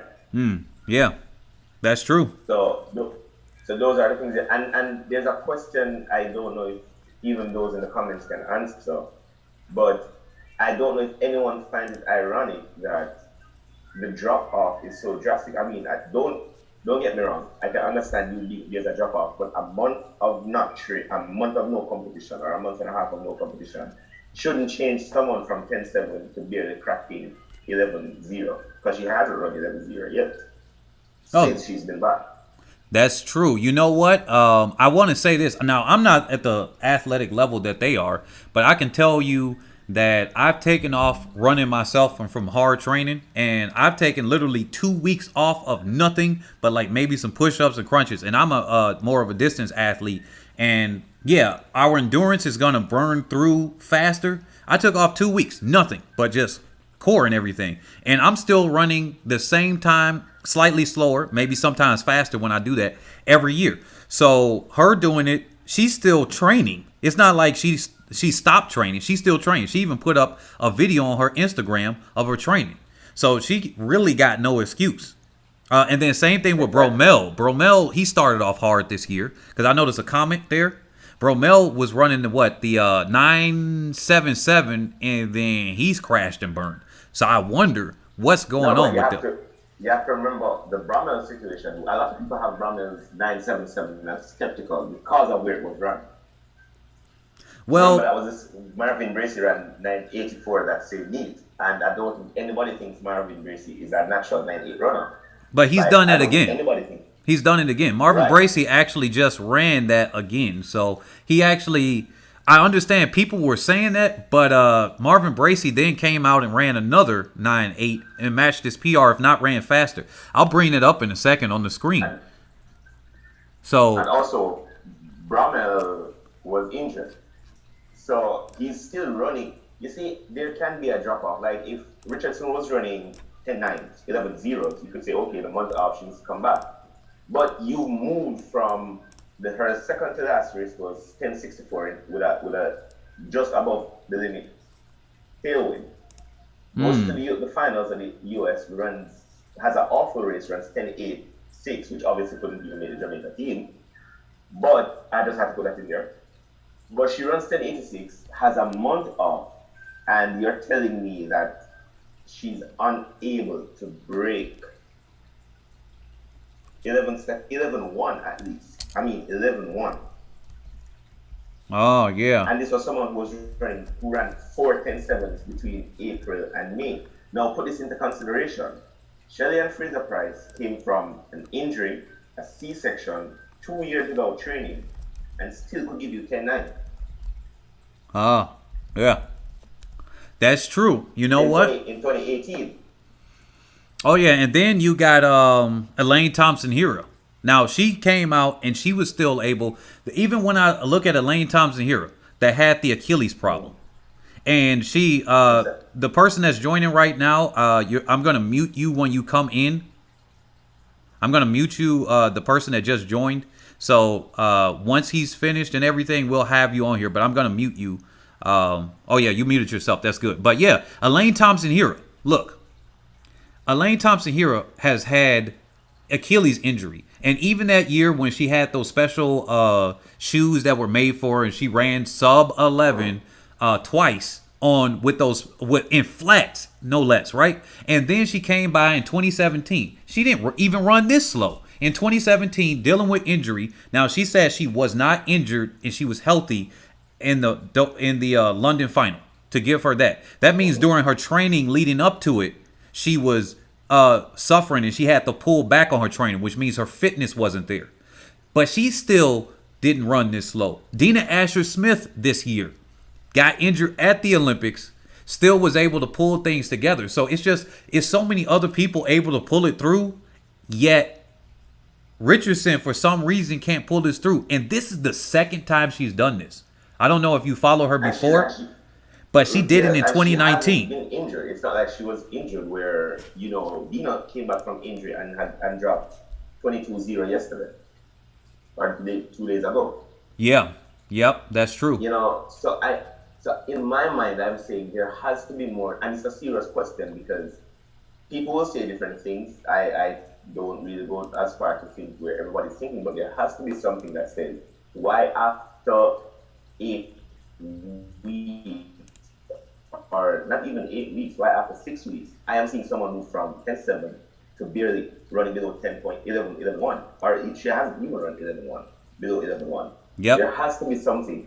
There has to be something behind it. And what is happening is that fear that I wouldn't say fear, but that mystique that she drove into people.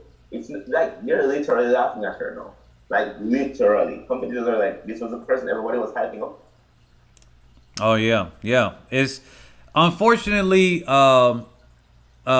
Richardson is gonna be a laughingstock. More so than she's famous. Now, I wonder how that translates to money-wise, right? Because you can be a complete joke and still make money. Like there's a lane for you to do that. Now, the thing is that she's running fast, and unfortunately, her body's breaking down. But she is currently going to be a laughingstock of people, and there are people that are so emotional for her, but it's making them look bad. It's like when somebody's backing a politician, and then the politician goes out there and starts saying ridiculous stuff. I'm not going to mention anyone because most of these politicians are complete jokes, right? But it's like you say, no, this thing here. And then the politician goes out there and embarrasses you. Like you should be embarrassed. Like I can understand you saying, okay, give her a chance. But if she's coming out with loudmouth, bragging and all of this, and now meet after meet, she's doing this bad. And she's had a history of doing this. They said 1 is a coincidence, 2 times a point, 3 is a pattern. If she does this one more season, at this point, I'm going to have to just call her Asafa Powell number 2. Where instead, but like... the difference. Asafa was actually running sub 10 and he was facing 4. Yeah. The only thing is he couldn't... I'm going to mute you that just joined. The thing is, and then I'm going to...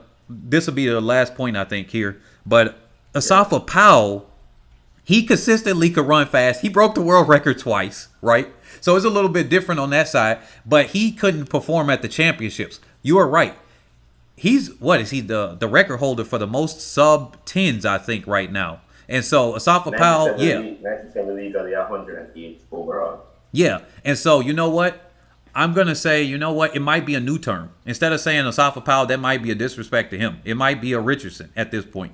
If she goes another couple of seasons and she does this again, because in 2019, same thing. People at that time said, well, NCAAs and everything, they said NCAAs, and that's the reason why. Well, there are athletes that compete at NCAAs, and I would have sided with them, and I do side with them. At the NCAAs, some athletes cannot come off of college and then perform well after that hard season. Even in that case, you have to remember she demolished Tiana Daniels in NCAAs in 2019. Tiana actually came and won the US trials, which I need to say we need to put more respect on Tiana Daniels. But she came and won the US trials after losing. Yep. Sha'carri has a unique stat beside her name. She is the only woman in history to run 10-7 in 2 seasons and fail to make her national team. Just saying. Yep. That's why I said one is a coincidence, 2 is a pattern. 2 is a pattern at this point. I'm going to bring up, good thing you brought up Tiana Daniels, because I was just thinking about that right now, and I'm going to bring it up on the screen that's head to head. And we can see how many times Tiana Daniels and Sha'carri Richardson have beaten each other. Looks like right here, it's going to be a little bit delayed on your screen, but it's a 4-5. So Tiana Daniels has beaten her 5 times. She's beaten Tiana Daniels 4.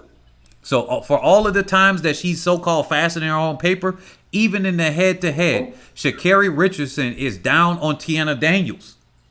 This is crazy. This is crazy. That's Exactly. crazy. So she can't even beat her more times at this point. And they've met in college. They've met in college. I mean, not meeting. They've met in college. They've met at the professional level. And yet she still lost to her more often than she's won. Crazy. And Tiana Daniels is a great runner. But yeah, you get the final word here. Well, basically, that is my statement regarding that. Class is class personified, and what she's doing now is being more mouth than action. That's it. Yeah, that is correct. More mouth than action, and we know how that is. I rather be more action than mouth, and then that way you could surprise somebody, or you could do like Fred Curley, where now that he's got a medal behind him, now that he's running faster, he's like, okay, my goal is to do this. And he's coming through with a better way to do it. So, yeah, definitely agree with you. And thank you for calling in. No problem. Thanks. All right. Have a good one. All right. Moya, could you unmute yourself? You were the next up in line. And if you could state your name and where you're calling from. They say it could be a mental problem. If your mind and muscles are not in sync, you will not recover as fast. I believe the weed is affecting her and she will need assistance to get over the setback. Okay, Moya says she needs to get a second to...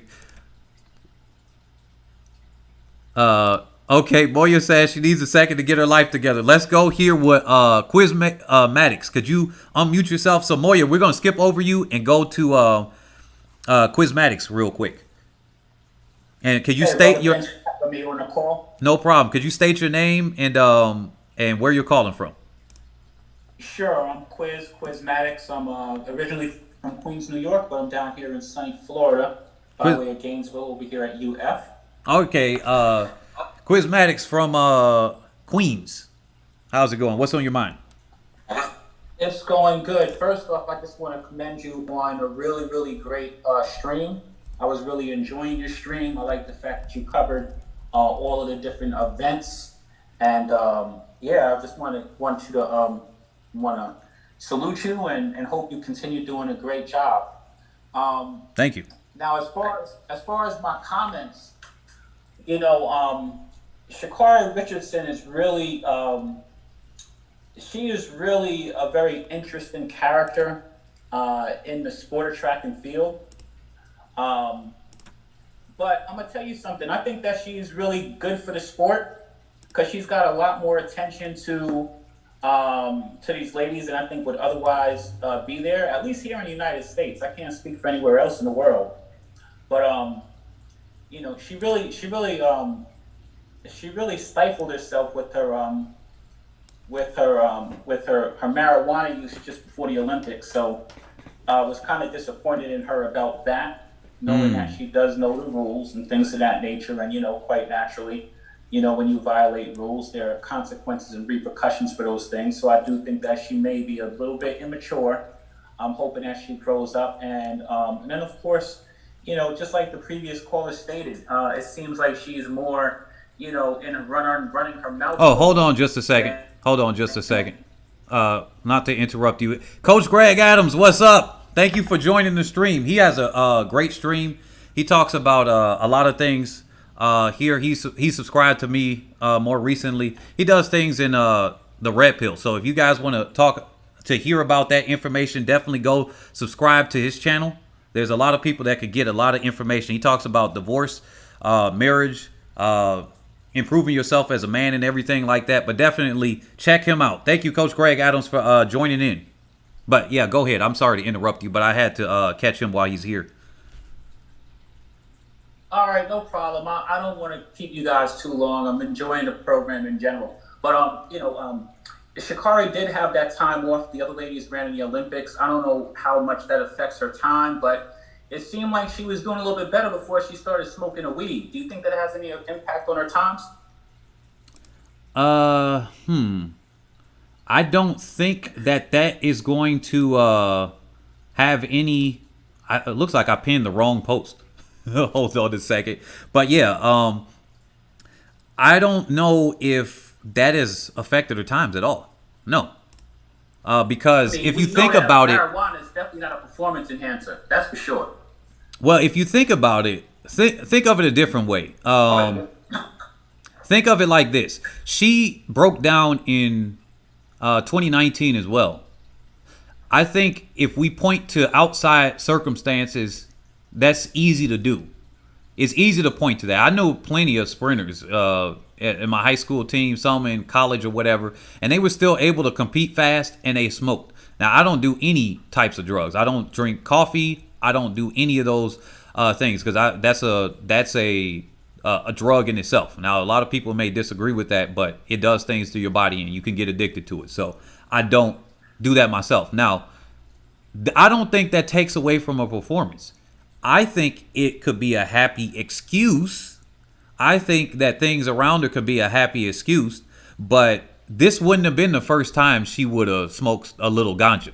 You got to think about it like that. This would have been the first time that she got caught, but this wouldn't have been the first time that she smoked. And a lot of people are saying it's a masking agent, but I don't think that would be in any way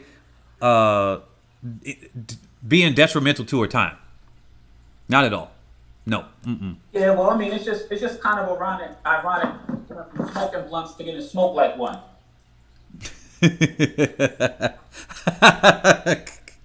You know what? That I don't even know. This is so funny because even my sisters were joking about it. They were like, she smoked so she wouldn't get smoked. All this, like, this is still funny. Even with it, as many times as I've said it, as I've heard it said, that still got me rolling. I'm telling you. But yeah, I think in a way that could have been a convenient way for her to get out of it. Because here's the thing. What is that saying? They said it's something about like being quiet until you prove yourself a fool. So basically, she won't be proven a fool as long as she can run fast early and then never. Somebody said what the calling code is. Let me give them that. As long as she never actually runs bad later on and she runs fast and she can get out of going to these championships, she becomes this mythological character. If you notice that. Like in 2019, she ran an extremely fast time. Then she didn't make it to the World Championships. That's a very good comeback story. Then this year, she ran fast times. Then she coincidentally got quote-unquote banned temporarily, where she missed the Olympics. Now, if we go by her progression right now, she would have done really bad. She might not even have made the final at all. Right. So it was good that she did that. Somebody asked for this code again. That's 991733. So yeah, I think that that she just avoided it with the weed thing. That's what I would say. Right, and this is just the last thing that I want to. First off, a lot of props to those Jamaican ladies. Those guys are just amazing. I don't know what they're doing over there in Jamaica, but they're definitely on their game as far as the running, from Usain Bolt to all the ladies, Elaine-Herah, Shelly-Ann Fraser-Pryce, etc. Sharika Jackson. Those guys are incredible. Now, in regard to sha'carri, I don't wish her any ill success. I wish her the maximum of success. I do hope that she grows and shows continued maturity as far as the way that she conducts herself and maybe some of the ways that she expresses herself. That would be helpful. But realistically, I'm wondering if maybe, you know, I mean, her getting all the hype and the accolades and all the endorsements and money and stuff like that. I mean, I know that we want to create superstar athletes here in the United States, but you know, she's gonna have to get out there on the track and get out on the track and back it up there. Yeah, definitely. Anyway, those are my comments, man. Appreciate you having me on. Thanks for coming on. I appreciate it, and thanks for being a member here. All right, Moya, are you ready? Looks like we have Nicole. You're waiting to join. I just pressed the join button for you, but for some reason it's taking a while for you to join. It might be your connection. But Moya, are you ready to join in? Barrymore Burley. He said, yes, this is first time on this channel, pro. Thanks for joining us, people. No more excuses. Hey, Moya, could you state your name and where you're calling from before you get into what you're about to talk about? My name is Moya, and I'm calling from Jamaica. All right. Where about in Jamaica? I'm in Montego Bay. Okay, Moya from Montego Bay. What's on your mind? All right. So in regards to the sha'carri issue, honestly, she brings a lot of flair to the sport. We can't take that away from her. You know, she has gotten a lot of people in a little bit more peak in the sport. But I think right now she really needs a mental push. She needs like someone to pretty much get there in tune with her mentally, because I think that's pretty much what's bothering her with racing. Because I really want to see her at her full potential, because if she's at full potential, she can push our girls here to break that record. I know she wants the record to stay in the US, but at this point, how our girls are looking really good. It will not be in the US, but I just think she needs like someone there for her mentally, and pretty much she needs PR. I'm not sure if the people in her circle are like getting through to her, but she really needs someone to get through to her. Like, every Jamaican loved Alex Felix, and when she went to that point where she got a bit rude, you know, it was like, something is really off with this girl. She needs help. So she's really good, but I think there's something wrong with her form, and there's something wrong with her mentally. She doesn't start races good, but she has problem speed. In regards to her displaying that, no. We've been seeing her running mid-11 about 3 times now, and her 200 isn't much better, but I think it's a mental thing at this point. Yeah, it's something is up with her in her mind, and I think like you can't outdo really just, it's like your mentality right now. She is a head case, and I told people that she was a head case, and the evidence was here at the final this year in the women's 100, because you could tell that she was nervous on the line and that the nerves got to her. And people don't realize that, yeah, we might be spectators to this, but think of it like this. If you've ever put yourself back maybe in high school, so for some people that are subscribed here, it's been decades and decades, right? Or in an area where you thought this was the most important thing on the planet. For an athlete, the Olympics is that. Maybe at a world championship, she won't be as nervous. But I'm telling you, some of these athletes that I've seen, even in the US and other nations, when they're going to the trials, when it's the world championships, they're doing perfectly fine through the trials or whatever. When it's the Olympic Games, they do some weird stuff. You could even see it before that. It's like it's something different in their head because the Olympics is held higher. And the nerves got to her. And I was telling people, she isn't good with nerves. What happened? She had a horrible start, even worse than normal. And then after that, she's just been on a downward spiral. A downward spiral. Yeah, she's trying to bring herself up, and that's really great. We want to see her uplifted. We don't want to bring down any former athlete. We want to see all athletes, putting all their potential out there so they can push other athletes and, probably even give themselves a PR or, something like that. But she's mentally not there, and her body physically doesn't look to be there to get a month off, and you're in the 11s. I know that, because I was an athlete back in high school. I know that, that sometimes, when you're not race ready, it sometimes takes a toll on you. But I don't know if it's adrenaline, but when you get to that line, you're ready to go off. Even if you haven't run in about a month or 2 months, you're ready because you're like, I've been waiting so long for this. So I was really a bit shocked with what I saw with her because I was really expecting more because it was so much talk and Twitter fingers and, all of this. But I would say she's a good athlete, but she needs to mature a bit more. Not physically, mentally, and she'll probably get there and show a bit more humility. That's what's kind of beating her too. Well, yeah. This as far as that, like, I gotta agree with you. She's got to get her mental together.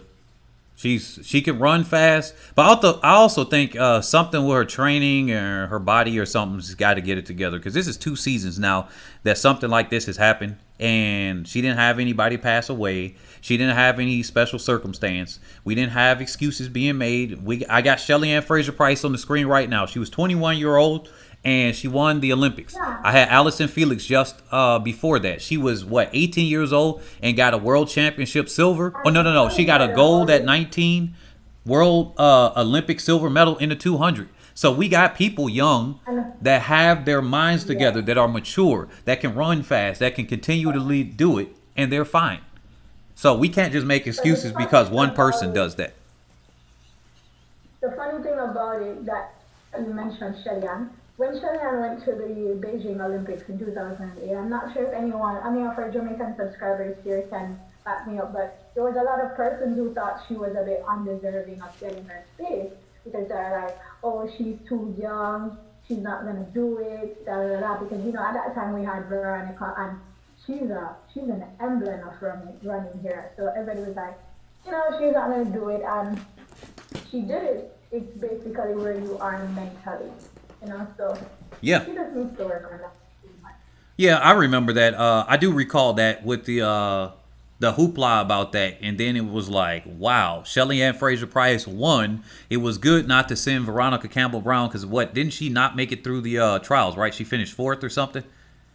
Yeah, she finished 4th, and that was when we got the first clean sweep in the Olympics, and then the repeat back in Tokyo. Yeah, it was the best person deserved to go. And at that point, it was Shelly-Ann Fraser-Pryce. It was a clean sweep. And then she became the 2-time Olympic champion. Then we see what happened at the World Championships. It's like, hey, she just couldn't. After that, it's like she was on fire. So sometimes things like that happen. Mental strength for our athletes, it's real.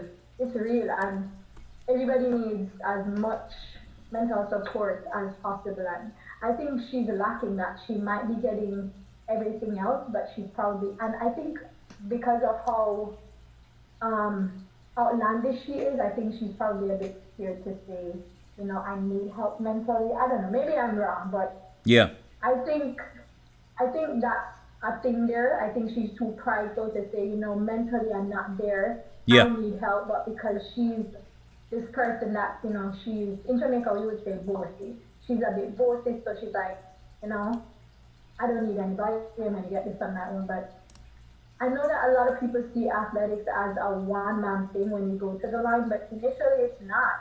You need your team, you need your family, your loved ones. You need people who's going to mentally have your back. And she's gotten a beating, like on the track, on Twitter, and sometimes I feel so bad for her, but she sometimes kind of put it on herself. Now, you know what? I got to disagree with you. I don't feel bad for somebody that puts things on themselves. It's one thing if something was unwarranted. It's another thing. For example, would you feel bad for somebody that punched you straight in the nose and then you punched them back and then like they just came out, they start attacking you first, they start talking about you, and then you punched them? Do you think other people should feel bad for that person? Let's say they didn't even hit you. They just talked about you. They got in your face. Their spittle got all over you because they were talking in front of you. They start pushing you, and then you punched them and beat them. Should other people feel bad for that person? Well, in some cases it depends if did I beat that person down brutally. If I did, then I'll probably feel bad. But in this case, did you see how people were dragging her on Twitter? Oh, I was like, nah, there needs to be a stop. Well, if you coming out and you're dissing people, she even dissed what is it, Nicki Minaj. She's asking for that. You gotta think about it. If you over there, if you have, for example, if you got it's like something like this. If you go into a neighborhood and you know it's not necessarily a good neighborhood, like the internet is, right? It's a bad neighborhood, and you leave your car unlocked. Do you blame the people that stole the stuff out of your car? Or do you feel bad, matter of fact, forget about blaming the other people. Do you feel bad for the person that was a knucklehead that left their car door unlocked, the key in the ignition, and the door open for somebody driving off with their car and stealing it? No, I don't feel bad for them. I'm going to think, oh, this person's a dummy. So when she's out there and she's dissing rappers and everything, and she's doing all of that, she's asking for it. She's literally putting out that energy. So I'm almost waiting for the point where she's trying to say that she's a victim, and then I'm really just gonna be like, wait a minute, excuse me, you can't receive what you dished out. Like that'll confuse me. Like she can't be a victim in my eyes. She started this. You don't get that with Alice and Felix, do you? You don't get it with anybody else. That's what I'm saying. So she's putting out the energy that she's receiving back. You're supposed to be punished when you do bad things or when you do things here. Sometimes people get unjustly punished. In this case, she's getting is words. Mm-hmm. Well, all we can do is hope for her to get the help she needs and come back to the sport at her full potential, because she's not there. This is not it. Yeah, definitely. And you get the final word? That's it. I pretty much have nothing else to say. Thanks for having me. No problem. Thank you, Moya. All right. It looks like, I think Rosemary, you were first here. So could you unmute yourself? Hey, could you announce your name and where you're calling from? Hi, how you doing? I am great. Hi, so I'm Rosemary. Okay, I'm Rosemary. I'm calling from Jamaica. Where about in Jamaica? St. Catherine. All right, Rosemary from St. Catherine, Jamaica. What's on your mind? Well, I said I wasn't gonna join the whole sha'carri thing, but just have to say a little piece still. Okay, so my problem with sha'carri is her mouth. It's her mouth. When she came last at the Prefontaine Classics, for me, it wasn't that she came last, because anyone can have a bad race day, and I understand that she would have been a little bit rusty in terms of competition, although I expect that she should have been training while the other ladies were in Tokyo. But I could give her that. She would not be as race sharp, although you could look at the other ladies and say they would have been extremely tired. They would have been on heavy legs, because Shelly-Ann Fraser-Pryce went to Tokyo, competed in 3 different events, traveled back to Jamaica, and I've been to China from Jamaica, so I know from Jamaica to the continent of Asia is no joke. That will kill you. All that flying will kill you. Shelly-Ann came back home after the Olympics, then traveled to Eugene to compete, then traveled to what the next week was, Lausanne, was it? After Eugene was, right. So she went to Europe, and she's been doing different cities in Europe. That's a lot of traveling. She still turned up. She still performed. Now, sha'carri, to me, she doesn't pay homage to the other ladies who are way better than her.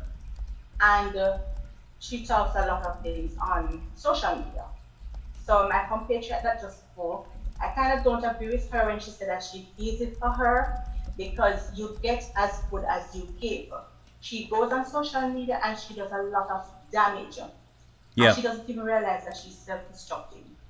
Now, I want to highlight. She went on Twitter and someone posted about all you Jamaicans walking barefoot to your coconut stands every day for a living. Sha'carri goes and she likes the comment, which is as good as the comment coming straight from her. Yeah?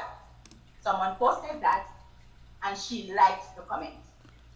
Another person posted that Shelly-Ann Fraser-Pryce looks like Lil Wayne. Lil Wayne. Sha'carri went, she saw it fit to go and like that comment.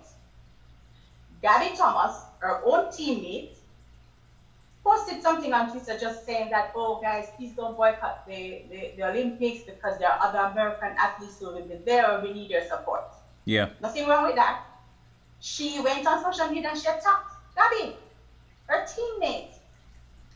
Alisa Felix, in an interview, was asked about her. She gave her opinion, all positives. I've watched it several times. And Sha'carri, again, attacked on social media platform. Alison Felix. So are we looking at someone here with a behavioral problem? We're looking at someone who just doesn't know how to control herself. She doesn't know how to be calm. She doesn't know how to be mature. And that is their biggest problem. That's their biggest problem. It is not so much that she's not winning. I mean, the fact that she's not winning and she has so much mouth, yeah, she's gonna get it on social media, of course, because you have to be able to back up your talk. You have to be able to back up your talk. Earlier, you made mention to the fact that Shelly-Ann won the Olympics at 21. Alison Felix, I think at 18 she won silver. Usain Bolt, one is double-double. Was actually triple. Yep. Won the 2 and the 4x1 in Beijing at the age of 21 also.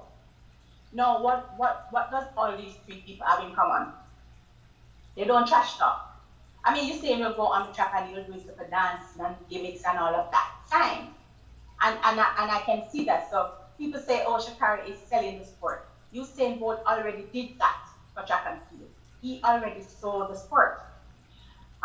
So she doesn't need to be doing that. But say, so let me ask you a question here. Fine. So let me ask you a question here. So, okay, what about this?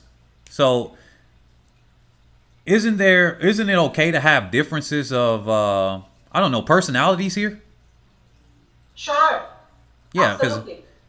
Absolutely. That's why I said if she was just just a flamboyant character, goes out there and does her little thing, fine. But it's the things that she puts out on Twitter, on social media, the things that she says. So let me see. Interviewed. So let me see this. So her liking a post, her liking a tweet. So I like a lot of I like a lot of things on the YouTube channel, and basically sometimes they're saying some sarcastic comments. That doesn't mean that I agree with it. It's more like I'm trolling. So her liking something that says Shelly-Ann looks like Lil Wayne, right? That's why I said it. Sometimes it's good for people to actually be able to talk about some of these things. Are you saying that she looks like Lil Wayne in a derogatory meaning? Or does he look like it like that could be the sister? One of my sisters look like Lil Wayne. I don't mean it as a derogatory thing. Now, I think he look kind of strange or whatever, but I don't mean it in a derogatory thing. Now, this is me trying to be a little bit more fair, because when you have a perception of somebody, sometimes you could just already, everything that they do is negative. Doesn't matter. Like Justin Gatlin. I did the video posting about that. You got YouTubers up here, Jamaican YouTubers. I've seen, I think, one American YouTuber that played it up, what his words that Justin Gatlin was doing was some type of negative, like a negative. And actually, he was big up in Jamaican athletes. He said the women are doing well. And all he said, and this was the second or third time he said it this year, that he's seen Richardson do a 10-5 in practice. Now, we don't know what the wind was or anything, but he just seems excited. He's never, like he said, never seen a 10-5 in person. He actually missed the race that had just went through, so he didn't have the context of that. And then when he was told the context of that, he said, well, he literally said, well, She should have focused on her own race at least, because when he found out that she got dead last and it was a 10:54 by Elaine Thompson-Herah, well, it changed his perspective a little bit, because he was like, hey, all of these women are so fast and they're so consistent. He's, in his mind, he's used to the years, a decade. Remember, he's been here since Athens. He's used to seeing women, they're running in the 10-7s. And that means, in his mind, she's equivalent to Shelly-Ann Fraser-Pryce, Elaine Thompson-Herah, especially he's training and seeing her all the time, and that they could run 10-7s, and one slip up, somebody else can win. And in the past, that could be the case. If Shelly-Ann Fraser-Pryce, like she tripped at the Olympics, who knows if she got her normal drive phase, had she have won? I don't know if she could have, but she might have been able to win, right? But one slip up is the difference between Elaine Thompson-Herah and Shelly-Ann Fraser-Pryce winning. And if Sha'carri Richardson, and he's seeing her, I think it's fair to him to say that. But because people don't like Gatlin, they had everything he says out his mouth. He bowed down to Usain Bolt. He said so many positive things there, and they were like, I don't care what Gatlin says, and they tore him down. And that's how easy it is to do that. And I saw that. right, and so that's what can happen here with Richardson. She's getting torn down because of her mouth, rightly so. But then some of the things that she's doing is not something that are torn down. Let me finish this one. The comment I saw on my comment section, somebody said, literally, it's several Jamaicans that say something about coconut farms. I literally refused to like the comment because I already knew that somebody gonna see me like the comment. But it's the Jamaicans saying it themselves. They about to come after me. If you come after somebody else, Jamaicans are saying, hey, I'm going around barefoot and we got to go to some coconut farms themselves. So is it like when a person, like a black person that says the N-word, but somebody else can't say it? Is that what you're saying here? So if somebody, can you own up and say, hey, the coconut farm thing here, but if somebody outside of you says it, now they can't use that term? Because there's a whole bunch of Jamaicans, they've said it in my comment section. They've said it on in the live streams. And I would wager that if I had call-in broadcasts before, some of them would have said it before. So I got to say that some of these things, yes, I can understand why you're angry. Matter of fact, I probably would be a little bit angry myself because, hey, look, she's over here joking. But some people were saying that was xenophobic or something. I don't think that was, but I can definitely see that she's trash talking, just like everybody else. I'll let you get the last word. Okay, well, for me personally, I am on social media, and when I like a comment, it is saying to you that I endorse what that person said. That's me. If I'm gonna like or love a comment, it means that ditto. This is how I feel. I have the same sentiments. And there's something called pattern of behavior. And so if she wants or treats any other athlete like the comment, she's the only athlete that liked the comment. She knew what she was doing because with regards to the Shelly-Ann statement, that was the picture she posted. She has used that picture of Shelly-Ann smiling in the background as her profile picture on Twitter. So she added up, and someone just said that, one of her fans, obviously. And so she liked it. So I know that was a setup. First of all, sha'carri putting that picture up as her profile picture was a setup. She knew that putting that picture up, her fans and supporters would have said something about Shelly-Ann having that little smirk on her face in the background. And they have interpreted the smile on Shelly-Ann's face to mean a lot of things. So I'm a Jamaican, and I take offense to the statement that was posted by the other user, and I take double offense to the fact that sha'carri saw it fit to like the comment. Both comments, the one about Shelly-Ann and the one about the coconut, walking barefoot coconut. I've never heard another Jamaican say that. And there are some things that you don't say. I do agree with that. I do agree with that. I do agree with that.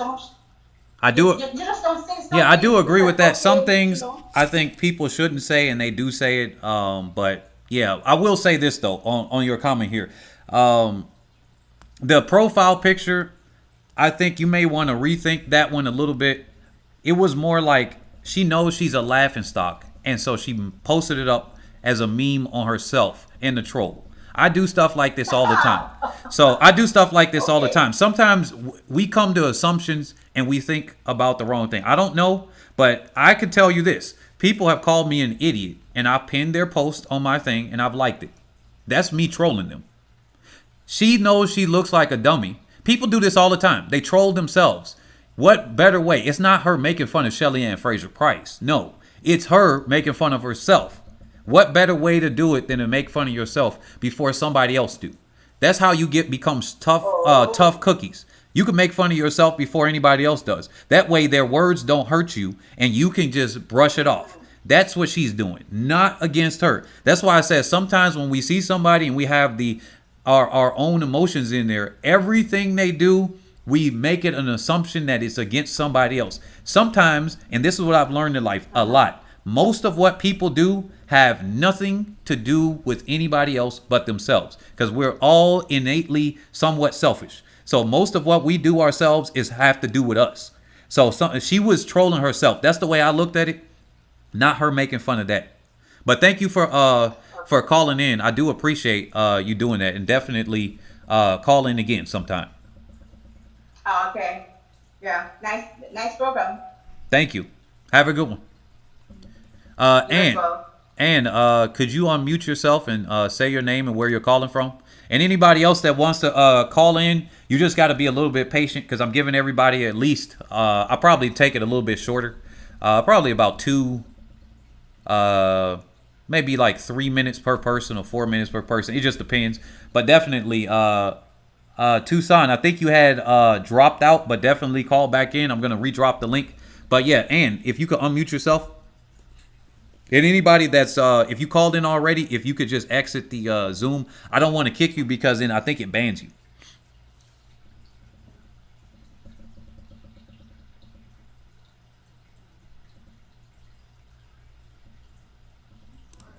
Ann, are you there?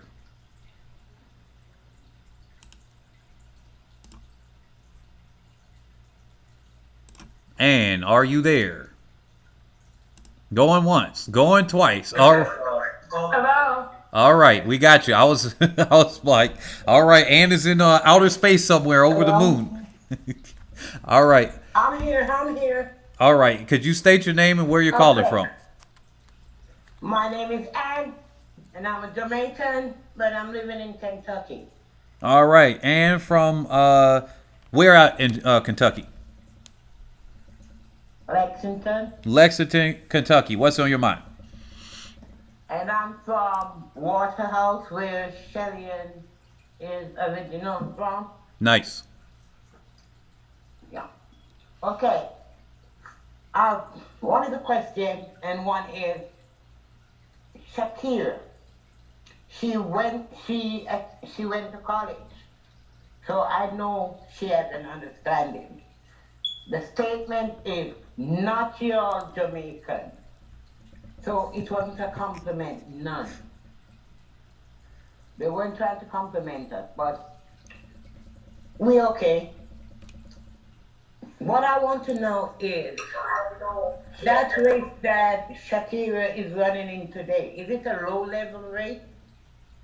Yeah, so all of the athletes out there, Brianna Williams, English Gardner, this is a bronze level competition. So if we were to put this, let me bring it up on the screen for you. Yes, it is somewhat of a low level race, but in a way, it's her getting international competition. We got to be fair to the athletes here, right?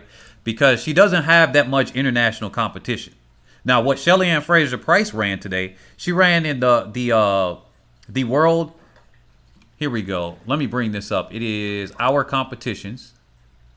And I'm going to bring this up on the screen. So we have the Diamond League. That is the top, the best what you can get. If you're not going to World Championships or the Olympics, you're in the Diamond League, right? That's what you got. Think of that like the clubs, like Manchester and everything like that. That's what you're thinking of, the Premier League and everything. That is what the Diamond League is. Now, World Athletics Tour. They have it's another league for football or soccer, depending on where everybody's looking at that. That is the step down. That's what World Athletics Continental Tour is.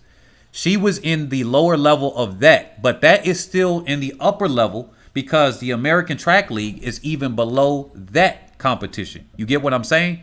So she was in a low level competition internationally, but it wasn't at the bottom. So I want to be fair to her as well as Brianna Williams and everybody else competing. Because, you know, Brianna Williams isn't slow. She's not as fast PR-wise as sha'carri Richardson. But the athletes out here, they're not slow. They're still good. Brianna Williams got a national record on the 4x1. So, you have any idea what time that race is coming? As far as what? That race with Brianna and... They already ran. They already ran. Richardson got second. Javian Oliver, a great American. She finished in first. It's up on the screen now. You're going to have a delay. Probably about, like, you're hearing me before it gets on the screen. But, yeah, they got the same time, 11:19. But Javian Oliver won. Richardson in second. Candace Hill, which was a prodigy, but she got injured.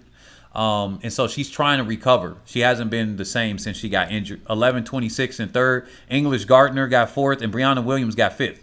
So, yeah, it may be a quote-unquote low-level competition, but you still got very fast women in that race. It was just easier to qualify. Sha'carri won that race? She got second. Huh. Yeah, she got second. Anyway, another thing. What I'm trying to figure out, what has happened to America? They are giving titles for... Hey, Tucson Walters, we're going to have you up next because you did call in earlier. So could you mute yourself real quick? You're going to be on in a second. And then whoever named themselves Justin Gatlin, we're going to have you on after that. But we're going to give Ann her chance to speak here. Could you make this one quick because we have some people going long.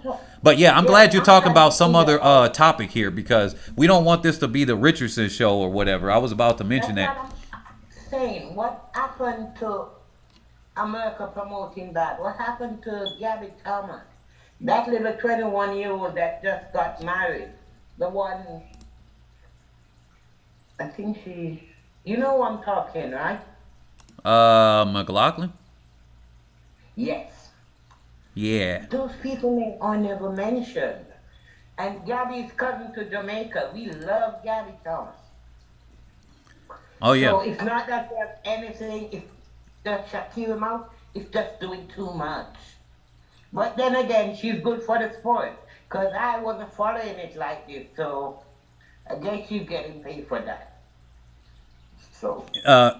Okay. Thank you. Thank you for calling in. Definitely call in again. And Kevin Brown, you said they're all bums? Yeah.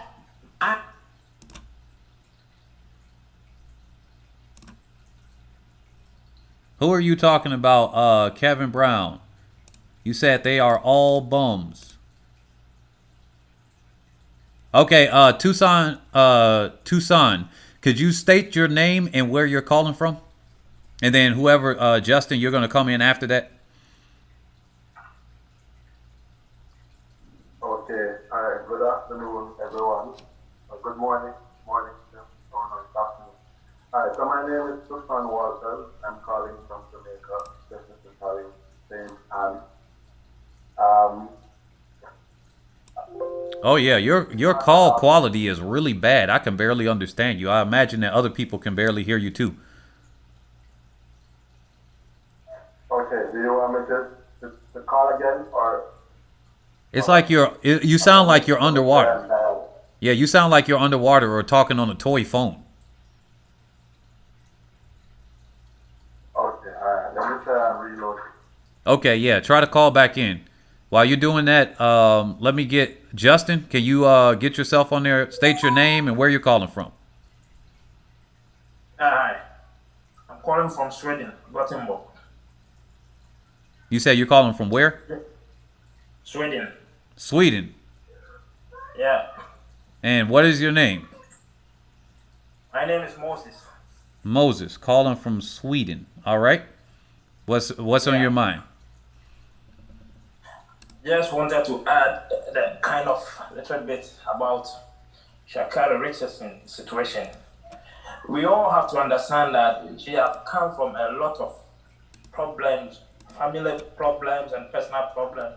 So anything she's doing now in terms of running or talking can never see deep about what she can do for the sports, because she did a lot during the trials, USA trials, and with that form, if she was able to carry the form up to Olympics, there wasn't any doubt about she being in the podium.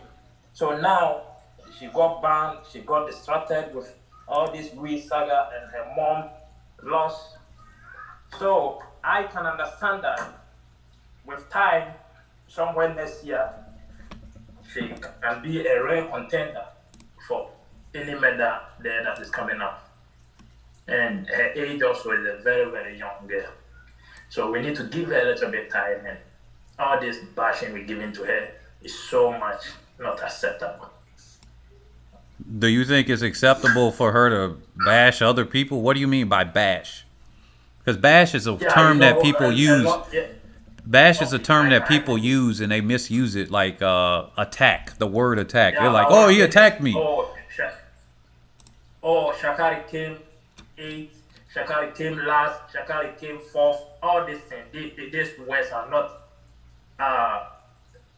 it is not good, because what do you expect? If 8 people came in the line and 1 person will win, somebody will be in 2nd, 3rd, all the way to 8th or 9th, I don't know.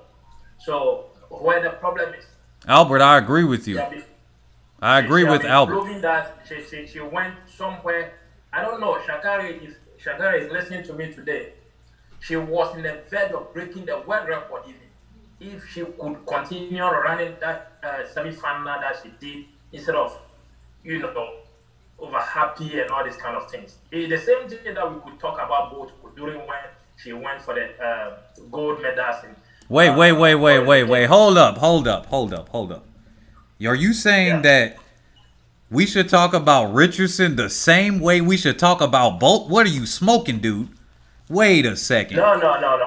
Wait, what? I'm trying to give, what I'm saying is, if you allow me to speak, then you get my point very well. I did. That's exactly what you just said. I just repeated back to you what you just said. I said, Usain Bolt, during Beijing 2008, right, if she ran the whole 100 meters fully, she could break the world record more than the one he did a year after in...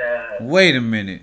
You saying that Richardson could break the world record if she ran all the way through? She could have done that day during that semi-final. She was focused, run fully from start to finish. Nah, I doubt it, because even with her easing up a little bit, she had wind aided. So number one, that wouldn't have been breaking the world record. 2, it was an illegal win, so that means that wasn't a legal one. And then number 2, we had Flojo that had ran a 10.5, and she had wind that was similar to that. That was an illegal win.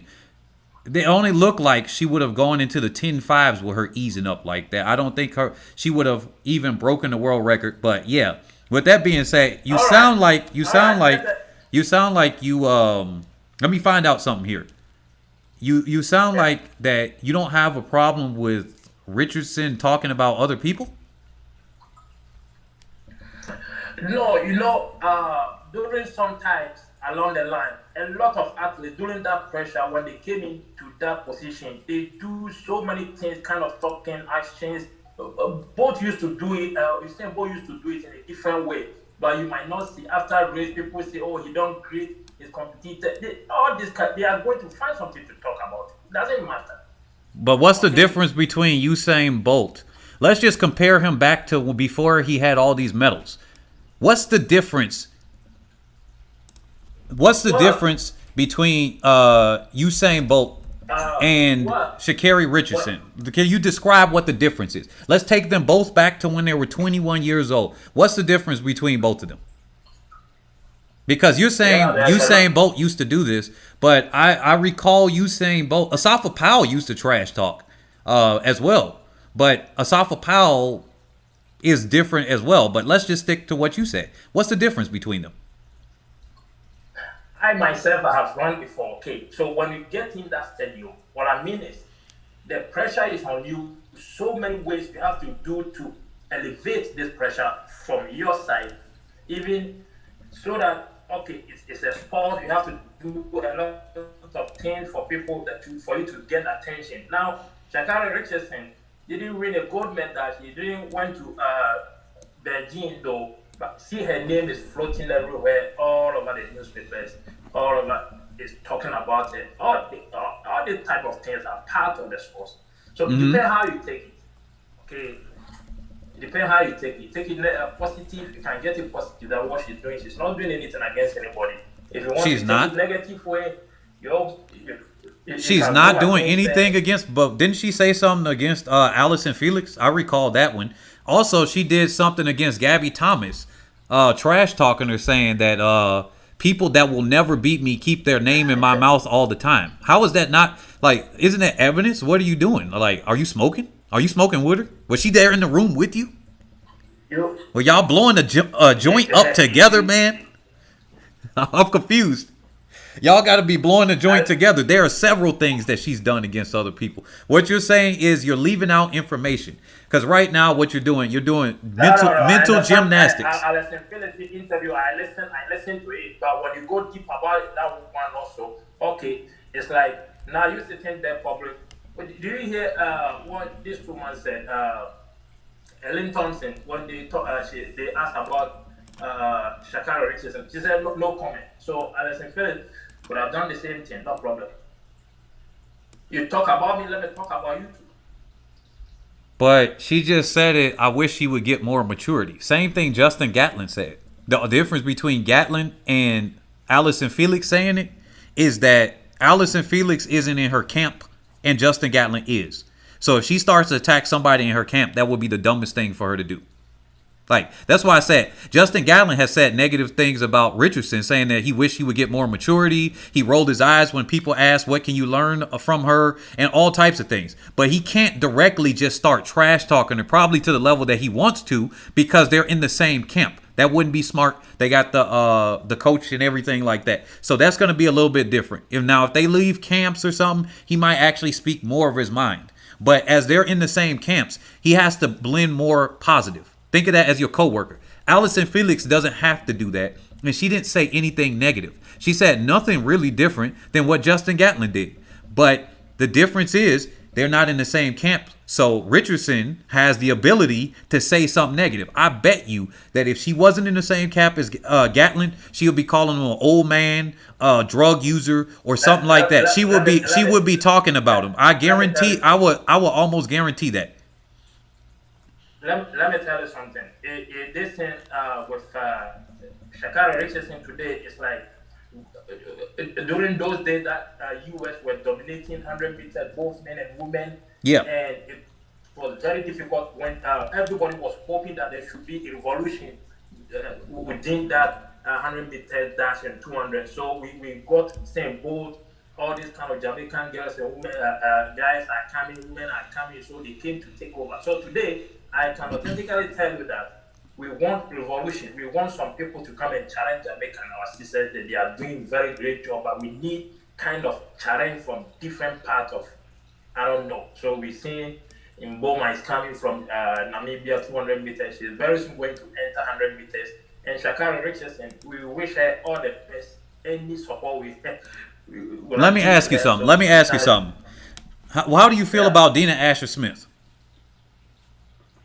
What did you say? How do you feel about Dina Ahser-Smith? Dina Ahser-Smith is there's no problem with her. Just that she wasn't fortunate during this championship because she got injured and all these kind of things happened to her. Other than that, I don't see any problem with her. Okay, now, is there a limit to how much you're going to allow Richardson to flame other people? What if she starts to talk about Dina Ahser-Smith? And people know Dina Ahser-Smith is a very kind person. On and off the track and everything, she's there. People love being around her. and things of that nature. They don't say things like they may have said about Usain Bolt or something like that. But people don't actually say those negative things. But you were just giving examples. But let's just say that she starts to flame Dina ahser-smith out of nowhere. Are you going to ignore that one too? Because she's been coming at all types of people. I'm just trying to figure out, what is your limit of defending Richardson? Are you going to keep saying she's 21 years old? Let's give her time. She's a kid, basically, is what you're saying. But you didn't say that. But this is the narrative that we got with people that defend her. She's young. Okay, you got Arian Knighton. Arian Knighton is 17 years old. A thing Mo is 19 or 18. You got Jakob Ingebrigtsen, for the Olympic champion in the 1500, probably gonna break the world record. The way he's looking, he's freaking 20. So what's the difference between them and her? I can tell you right now, they got medals. It is not about age. They got medals. They got medals and or made the finals. That's the difference between all of them and her. She's talking. Her time will come. But what I mean is, her time will come when. Her time will come when. She said she been waiting. Did you see that Nike advertisement? Did you see that Nike advertisement where she said, I've been waiting. She been tapping on here like, she been tapping and tapping and tapping with her nail. And she was like, oh yeah, I've been waiting. I've been patient and everything. And now I've been waiting too long. I'm just getting tired of waiting. This type of character that sha'carri Richardson we missed this in the sports. It gives a lot of tension during her races and the type of competition that she's going to be involved. So this is her character. Nobody can change. It doesn't matter how much she grow or the age. We are not even talking about the age. Anything she's doing. She knows what she's doing. Okay. So naturally, I know that Ellen Thompson and the other Jamaican women, they are very quiet people. They are not so much outspoken. Is it not that they can also speak anything bad against anybody, but they don't do that. So that is their nature. Okay, so you cannot change the person the way they are. So what you're saying is, let me ask you this. So you're saying that Richardson is good for the sport because she's able to bring something else that the other athletes are not bringing in. That's what you're saying. Let's ask you that one. Do you agree with that? Yeah, that type of character that the whole newspaper will be talking about her without even she running. I think the track and field sports is missing this type of people. After Usain Bolt went out, we need people to come in and whatever they're doing, we don't care. We just we will love them the way they are. So you don't think that's a problem though when she can't deliver? Like she's now you saying now I can understand. Today when we go to the history book, today, I think the people who have run really fast in 100-meter dash, she will be part of them. So what do you mean by deliver? So wait a minute. She just came from suspension. Mom died. Real saga. Uh-oh. So what do you expect her to? Uh-oh, you making excuses for her.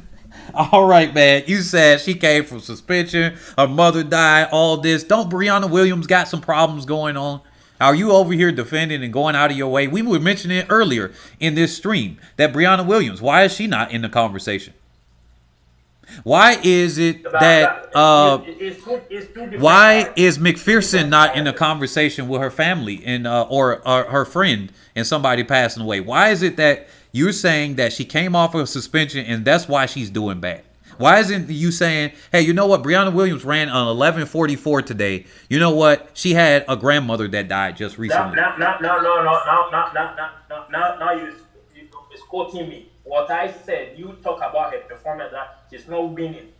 Then I quote you that let us face the fact that she has been running very, very well during the trials and she was able to go to Tokyo with that very form.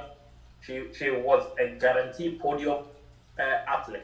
I'm not misquoting you. I'm literally repeating what you just said. See, this is what I say. A lot of people don't hear what they say. This is good because you can go back to this in 2 hours and 32 minutes and 30 seconds and go right back to what you just said. And I'll just repeat it what you said. And then now you're running away from your own words. I repeated what you said. No. And now you're disagreeing with yourself. She came from this type of problem. That is why the performance. Right, that's what I'm saying. And so I asked you, since so you're saying... reason why she's not performing, right? Right, that's exactly what I just said. So why aren't you bringing it up for Brianna Williams?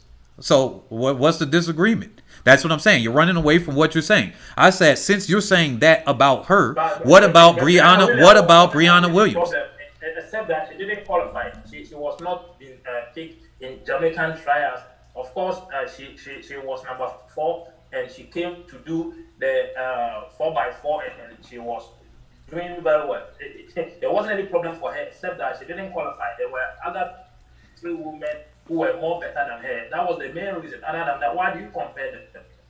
So, mom haven't died. They didn't smoke. How come Justin Gatlin got suspended? How come Justin Gatlin got suspended and then came back and ran faster than he had ever done in his life? Yeah, but when Justin came, do you think she just ran fast within the same month?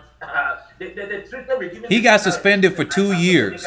Now, it took him a whole year. She got suspended for 2 months. It took him more than a year because when she came in, she forced herself to be a podium. But sha'carri haven't get the chance again. All right, man. All right, man. I'm gonna have to cut you short, man. I'm gonna have to cut you short because now you're doing mental gymnastics. You're making excuses for her. Look, the simple fact is, the one part I can agree with you on, which is, I've said it before, athletics. I've created this YouTube channel so we can have some entertainment because me, myself, as a runner and somebody that's coached some athletes, met some of these athletes right now that are competing at the world and Olympic stage. Track and field, the lead up to it was boring, but also World Athletics knows that. Lord Sebastian Coe, and I can say Lord because that's what he is. He got knighted, so you say their full titles because some people were like, "Oh, why you call him that?" Because that's what his title is, just like saying president or sir. But if you think about Sebastian Coe, he's changed up World Athletics. He rebranded from IAAF because maybe people were not finding it entertaining. So, yeah, sure, she can bring some drama and entertainment. So much so that most of the people that called in today... Racist against African athletes. That one is doing a lot of racist against African athletes, okay? We have to end that topic one day, so we treat... Racist against African athletes. Yes, because she's pushing the 2 Namibian women from... they cannot run 400 meters. They have to shift from 400 meters to 200 meters. And Casper Yamina, or what is her name? This girl from South Africa. Cannot run Wait. To make African athletes not to get any name anywhere. Hold up. Now, wait a minute. Now we got to stop something else. Now you saying he's racist against African athletes, but aren't the athletes on top in the events that they banned them from, like the 1500? Aren't freaking Africans literally from Africa dominating those events? So what you saying doesn't even make any sense. See, this is why I say when people say, "Oh, they are racist or something." Okay, wait a minute. So the 400, who typically wins in that? You have a Bahamian that won, a Horrigu that won. I can go back black. Where they at? All right, go back to the 1500. Who won? Black. You got to go back to the 1980s before somebody that wasn't an African descendant or melanin with their skin before they did it. Now go back to the 3,000 meter steeplechase. We are not saying the same thing. You said they're racist against African athletes. They run for America. They run for their nation outside Africa. Okay, I'm talking about African. But how can you be racist against African athletes? Couldn't you, wait a minute. You're racist against African athletes, but aren't the other people black? So are they racist or are they discriminating against African athletes? Because those are two different things. Either they're racist or they are discriminating against African athletes. Because if you racist, you're going to be racist to the American athletes, would you not? Wouldn't you be racist to the Bahamian athlete? Because wouldn't that be an advantage? Listen. There are some people who are racist against... the Frequah, you funny as heck. No, hold on. And I live in Sweden. I live here for many years, 20 years old. Look, people from down there going to Copenhagen, Malmö, there's a city called Malmö. When you are speaking, people here in Gothenburg, we speak the same Swedish. they laugh at you because you're speaking the Mamo Swedish. Okay. If you are speaking from northern part of Sweden, it's within the same country, but they do races against some part of the region. Okay. Okay. Look. I'm gonna have to cut you short on this one, my man. Just like me. My man. Okay. Let me just say this. People throw out the racist card the way they throw out misogynist and all types of things. Like, okay, before throwing out those types of terms, how about you think back and use critical thinking, right? And go in reverse order. Because when you say the word racist, you are implying discrimination against a certain group of people by race.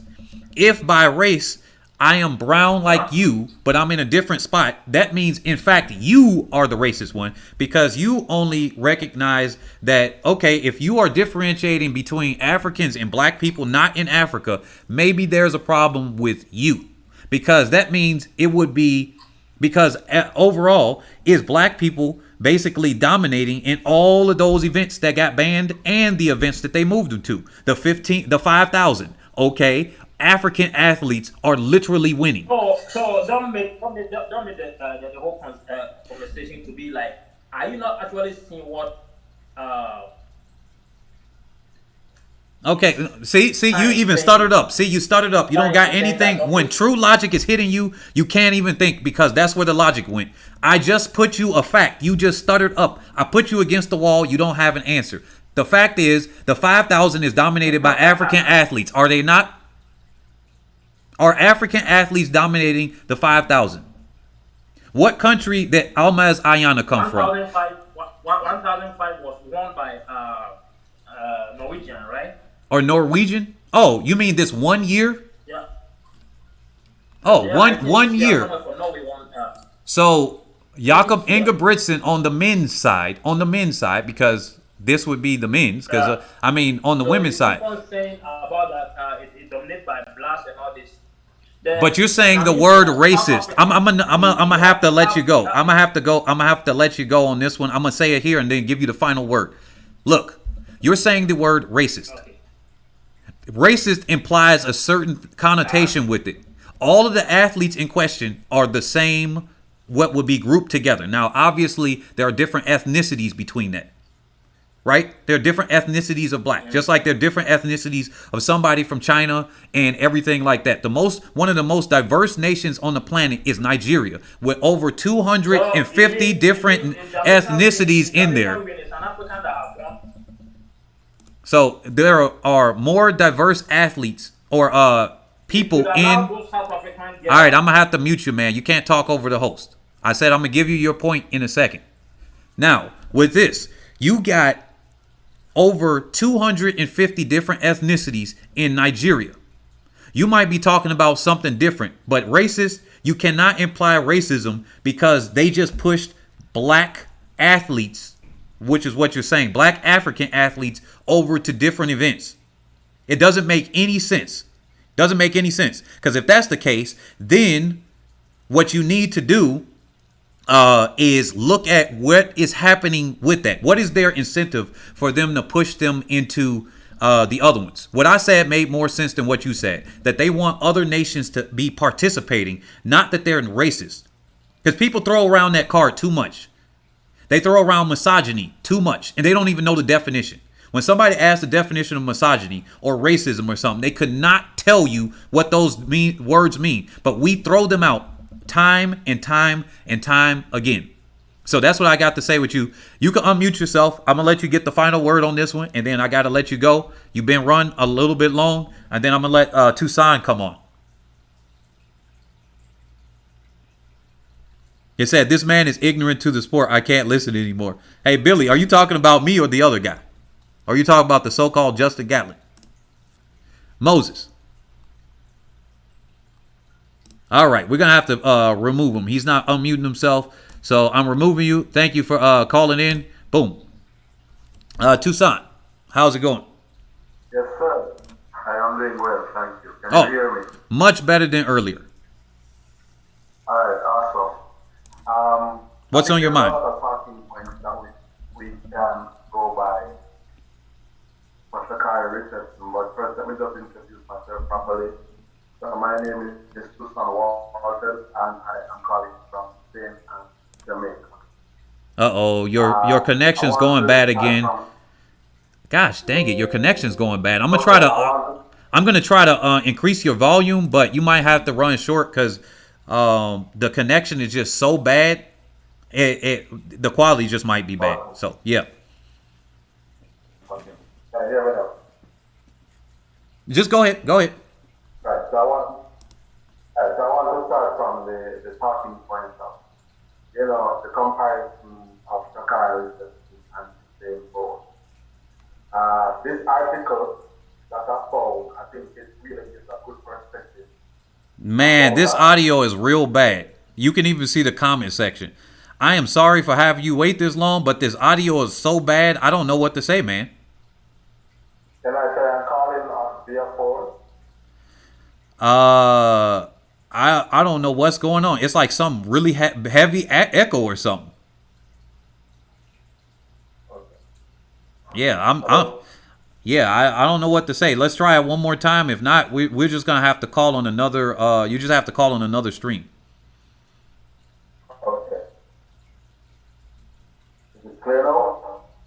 No, it's not even. It's not clear. It's unfortunate, but, I mean. Let me try and call in on the line. Hold on. Okay. All right. If anybody else, I'm gonna do this. If anybody else wants to join in, there we go. We're either gonna do one more call in after that, and then we're ending it. So one thing I want to cover here real quick, because we did not cover the men. A lot of people were asking about Justin Gatlin, why he was at this meet today. And Justin Gatlin hasn't been performing that well toward the end of the season. So, I mean, what can you say? Hello, state your name and where you're calling from.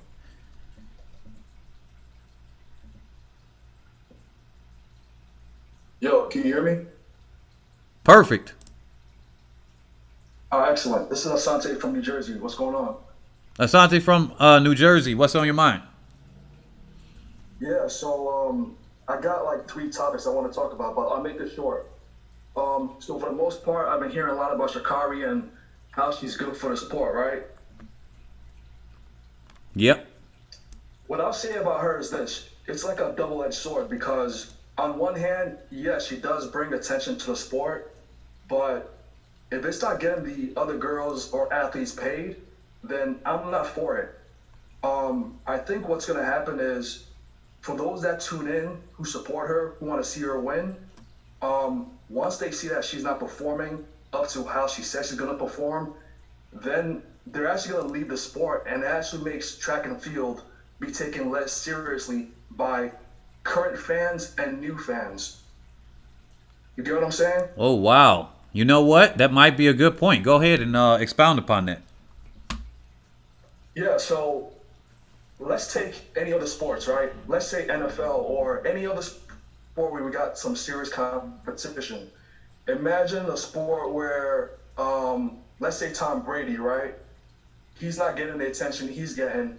He just shows up and he delivers, correct? But you got someone else who's a garbage quarterback, who's always slick talking. But when it's time to play, they don't play right, and then yet they're more in the headlines. It makes absolutely no sense, and it makes that sport not taken serious. I think the media needs to do a better job of promoting athletes that are doing the right thing, because what it does is this. Check it out. Like the next generations that are watching right now, who are 8 years old and they're starting running and whatnot, they can be corrupted if they're watching the sha'carri situation. And I mean the adults that are handling those kids as well, the next upcoming generations. They're going to watch how that situation is being handled, and instead of doing the right thing, they can be corrupted because they'll say this: well, if she's getting money and she doesn't even have to perform, why do I need to train my athlete to the best potential? Oh, that makes sense. That makes sense. the next thing. So I'm not gonna keep talking about her because I'm really like tired of Sha'carri and seeing her in the news until I find out that other athletes are being compensated based off views for the attention she brings to the sport. She's really irrelevant until she starts performing, and if she starts carrying herself better, I'm all for redemption, right? If you can redeem yourself, become better with some class, because right now she's a role model for many people who are watching the sport right now. Also, people that didn't ever follow the sport. I mean, you got people in hip hop and different stars in the industry who are now, you know, Drake put her in his new album or whatnot. Like, if you're not performing, you don't deserve that kind of attention at all. So if she does come back though, and she changes her attitude, she changes how her self-image in the media, then I can support her. But until then, she deserves less and less attention. The next thing, true, testosterone and for those athletes that have been banned, like Mbama and not being able to be allowed to be in the 400, for example. Uh-oh. I don't hear you now. Hello? Your audio. It just cut out. Uh-oh. They didn't want you to they don't want you to put forth that message. Are you there? Hold on.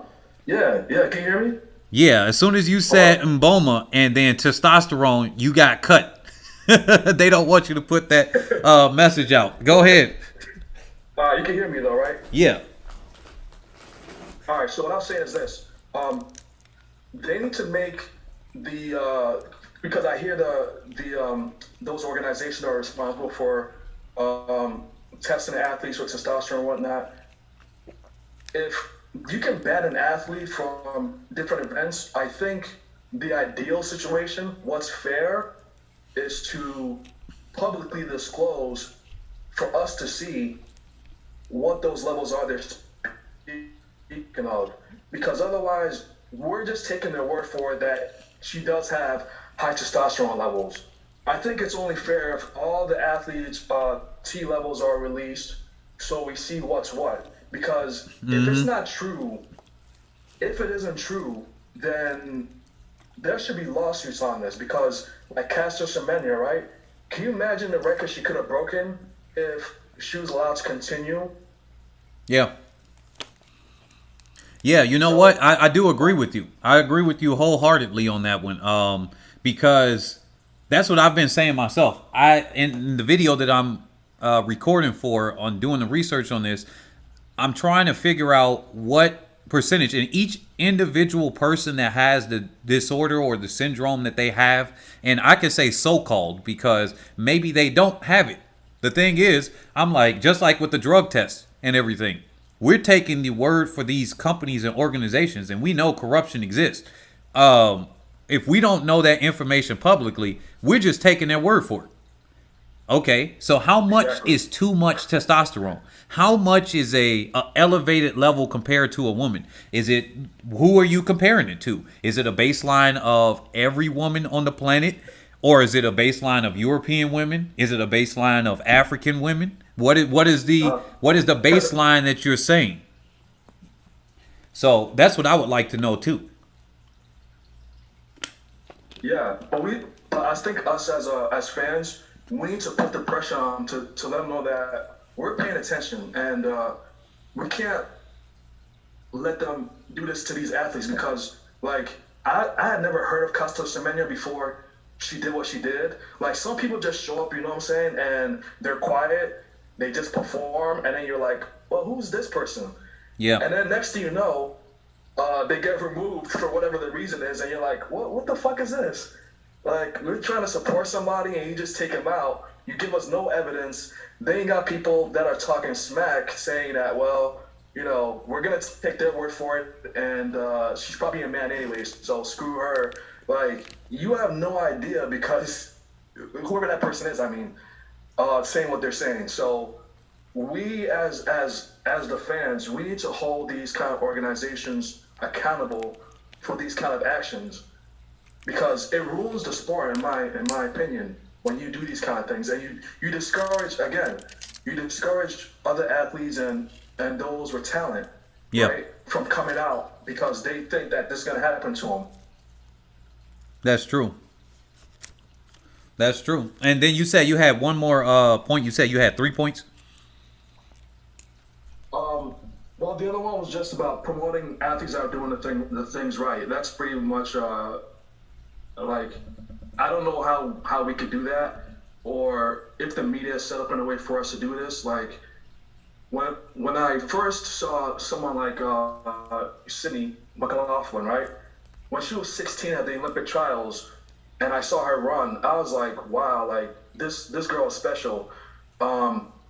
She got, I think, number 3 in that race, and Dalila came in like first in that one.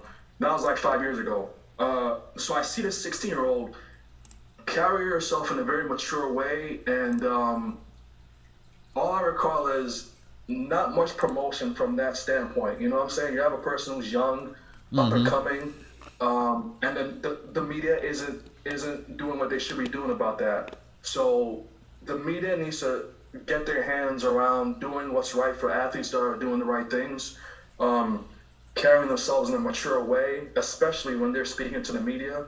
When you lose with grace, you know, just show up and let your actions speak for themselves. Like, Sha'carri still has way more hits than Sydney and these other athletes, and I think it's wrong. You know what I'm saying? It's just not right when you reward bad behavior, and it's toxic. You know, Sha'carri is toxic for the sport. I'll say that again. So we need to cut these kind of people from the sport. It ruins the sport in the long run. In the short term, sorry, go ahead. Yeah. So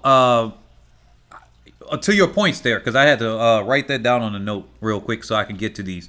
So on the one hand, Sydney McLaughlin McLaughlin has been covered to a high extent, and there's only so much people would, you know, care about somebody even if they're covered. Because look, on the screen here, I know it's been delayed with a lot of people, but I think you could probably see it. We got Dalilah Muhammad and McLaughlin, and so Muhammad was sacrificed for Sydney at that point. They covered her more as the prodigy as being young. Understandable, because if you see somebody that young, you are going to probably want to give some attention and everything there. So it makes sense. But she is getting a lot of coverage. Matter of fact, her deal was, I think, the highest in history for somebody her age. But that's also because of publicly disclosed money.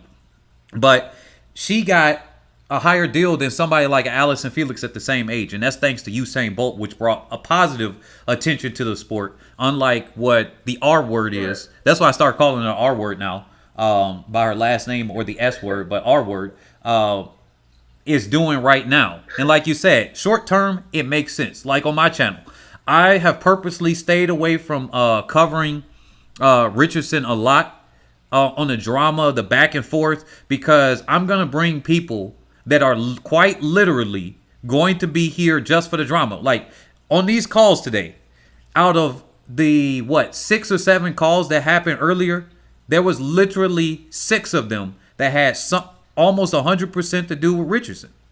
And we were talking about the meet. There was barely any mention of Shelly-Ann Fraser-Pryce. And I try to tell people, even on these videos, but even if I tell people, it's one thing when people will agree and say it, and it's another thing by their actions. And I always believe people on their actions.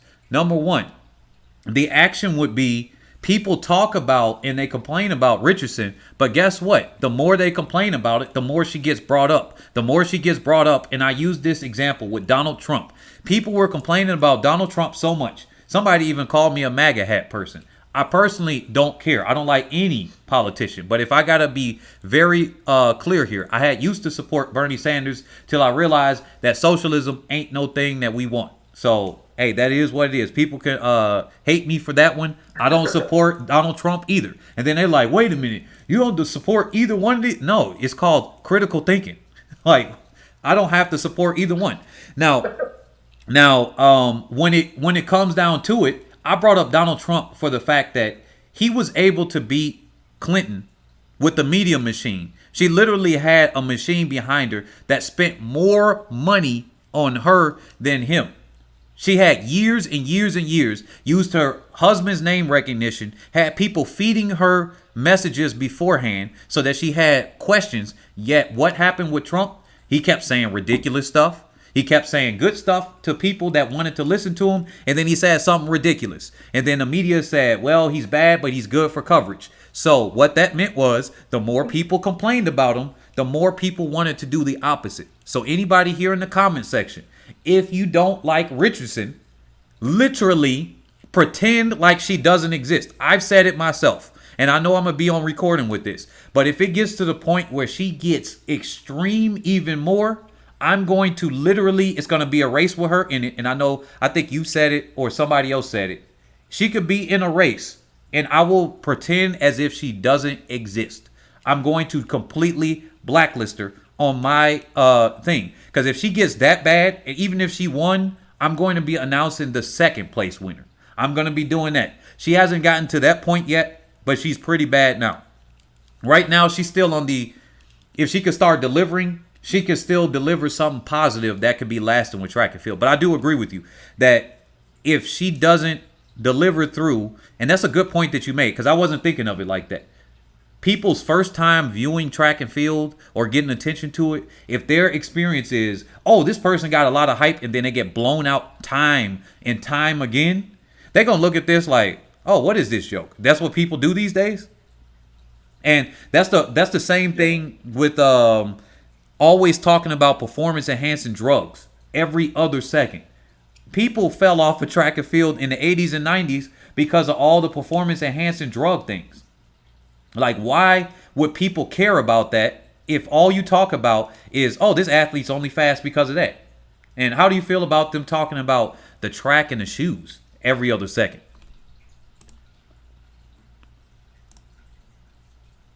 Hold on, you cut out. I said, how do you feel about them speaking about the track and the shoes at every other second? Well, I don't think that's smart because you're kind of discrediting the hard work of the athletes.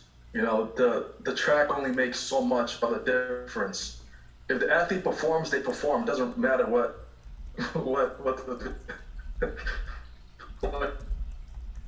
shoes they got on or it's track. That's like saying Sha'carri can only come in first if she races on U.S. soil or something like that. Yeah. You heard? Yeah, that's unfortunate. I think it detracts from the sport in itself, and we focusing on the wrong things. And I just don't understand what it is. These companies have paid these media corporations so much money that's what they're covering. That's why I'm trying to do the job I'm trying to do at the YouTube on this YouTube channel. It's gonna get me less views overall. I'm gonna have less people that are here, but hopefully I can cultivate a family that's good and quality enough that, yeah, we might disagree. We got a trash talk. Somebody might be smoking a crack pipe. Maybe one time I am or something like that. But we could come here and focus on the important things. People performing and getting visibility for as many people as possible. Because if that's the case, if we can do that, then we're doing a service to the athletes. We're doing a service to Dalilah Muhammad, Sydney McLaughlin, and everybody else that's there, Elaine Thompson-Herah. But to the final point on what you said earlier, how do we do this? Well, the athletes kind of got to do it themselves. I got to be honest. The athletes have to put in the work. I don't know what to. It's hard. Sometimes things are random on how people get fame. Sometimes things are random on how they get attention. But at the same time, the athletes have to do something in order to get themselves known. Do they got to do publicity stunts? Do they got to go to book signings? Do they got to set themselves up to go out on the everyday street? Look at Nick Simmons' channel where he goes up to a random university saying, race an Olympian or something like that for $100. And he's getting more and more subscribers to his channel. And he's always doing something very interesting to get attention to himself. So it's up to the athletes to get attention to themselves. I can't help that Elaine Thompson-Herah, and I've said this before, and people have disagreed. Elaine Thompson-Herah and Shelly-Ann Fraser-Pryce, their interviews, and a lot of people come off as boring. Like, Okay, sure, she's quiet and she does her job. Cool. Okay, how does that help grow the sport? Now, the athletes individually, they're thinking about themselves. They just want to run a fast time.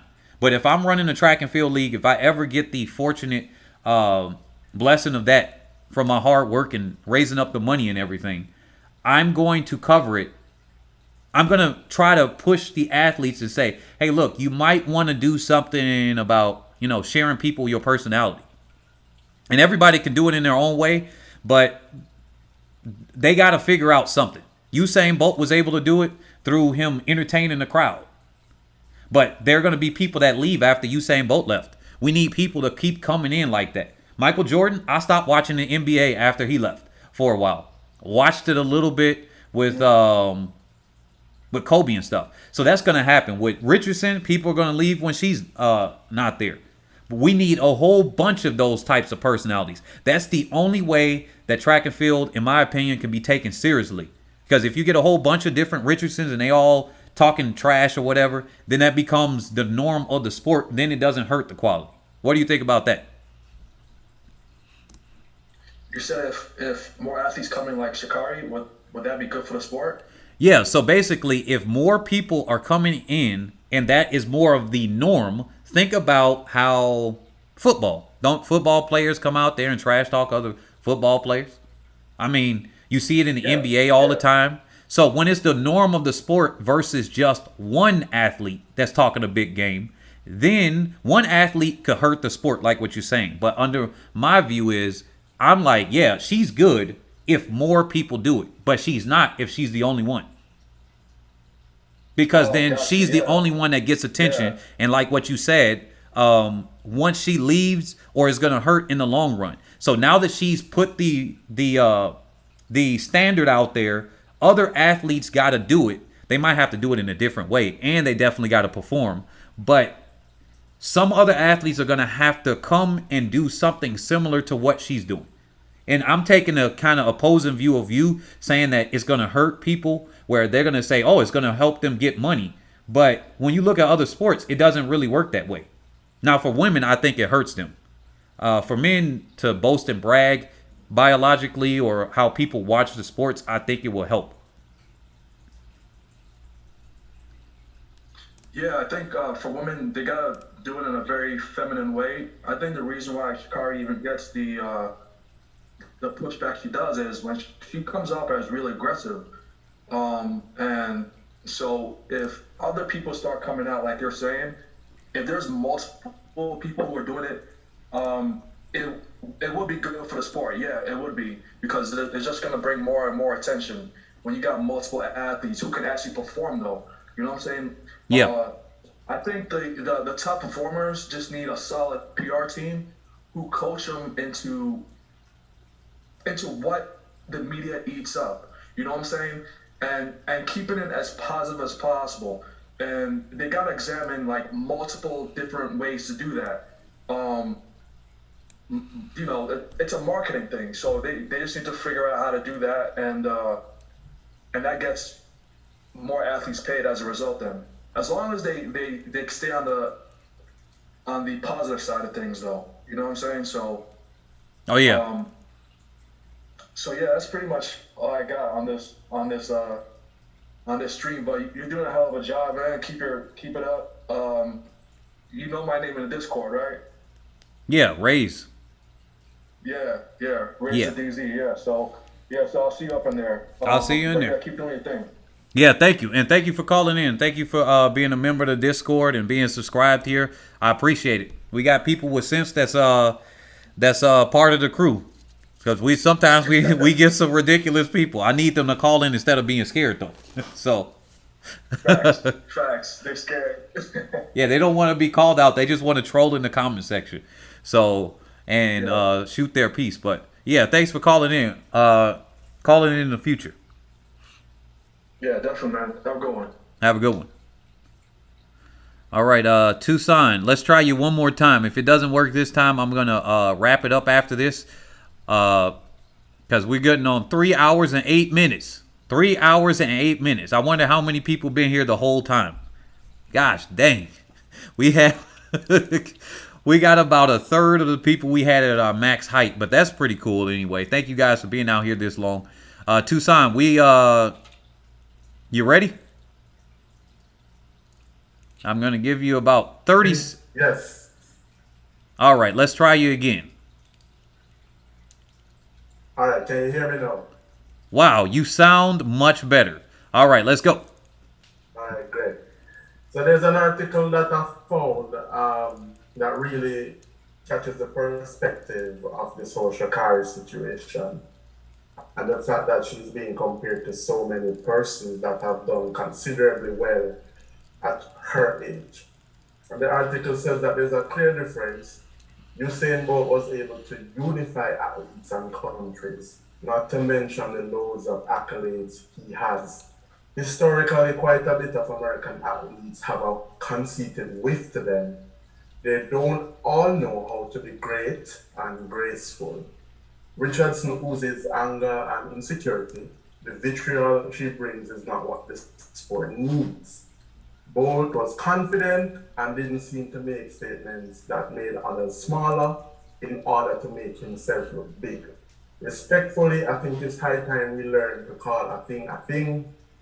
Sha'carri is a very talented athlete, but we cannot deny that she appears unkind, passive-aggressive, and appears to have poor self-awareness. The slight shade and nasty comments are really just darts when she feels threatened. That is not confidence, that is a cry for attention at any cost. Luckily, she can run fast somewhat. Let us also stop using age as an excuse. Brianna Williams knows how to hold an interview, and she is younger than Richardson, as well as a younger Allyson Felix, and I think more, all of them. Additionally, we need to move away from labeling everything as bow down and beat down when all persons are doing is hold us accountable for bad and poor behavior. If you listen carefully, all persons are saying, especially the Jamaicans, is competitive or not. You just don't get to project the rudeness onto them and not be checked about it. Yes, she's saying some positive things, but at the same time, she beats it down with a bitter undertone. Confidence doesn't fight for attention, nor does it disregard. Confidence empowers and inspires. If you have to show people that you're confident, then that's probably not confidence. And it says, the article says, side point, let's be honest. Michelle Obama probably, and the Hollywood A-listers probably is the reason why this girl is so popular anyway. Sha'carri is a powerful example of having a poor attitude and just happen to say something positive at the right time, and it catches the ears and fingers of America's A-listers, which in turn trickles down to the rest of America, and all of a sudden she's popular. Wait a second. Hold on a second. Let me get you on this one. Now, you said you think that she's partially popular because of Michelle Obama, correct? No, let me expand on that. I think I understand what they... No. Allegedly. Probably. And I'm going to say this to add to that. When original track and field fans were introduced to Sha'carri probably earlier in the year in her collegiate when she was doing extremely well. And if you listen to that article clearly, it's saying that this girl is really, really talented. And she can run and she can do great things. But at the same time, there's a energy that she brings that a lot of persons are saying are good for the sport. And I'm saying also a lot of persons who are new to the sport were introduced to her because at the time she said something very positive about when it comes down to track and field, it's not about how you look, it's not about your size, it's not about your complexion, it's not about your race, it's about your talent and what you're able to do on the track on the day. And that's very, very true. That's a very positive statement from her. And I think what had happened at the time, and this was just after she did her collegiate and it was coming up to Olympics, there was an Instagram story by Michelle Obama which was positing that positive statement. And then immediately after that, all the A-listers grab a hold of it. They started to reshare it. So now you have a person who is up and coming coming into the eyes of everybody because you have one influential person who grabs something that she said positively and is spreading that positive message. But what the rest of the new fans don't know is that track and field people have been battling a negative vibe from this girl from earlier on. So what I see happening is the context in which people are failing to understand, because if you're introduced to somebody on a positive note, it's gonna be hard to convince me that you had a bad experience with that person, because I never had that experience. And so what is happening is, so what you're having is a cultural difference as well. So what you're saying is, if I were to say this back to you, are you saying that essentially it's an emotional attachment because they got attached to her through a positive message that happened at the right time in the right place?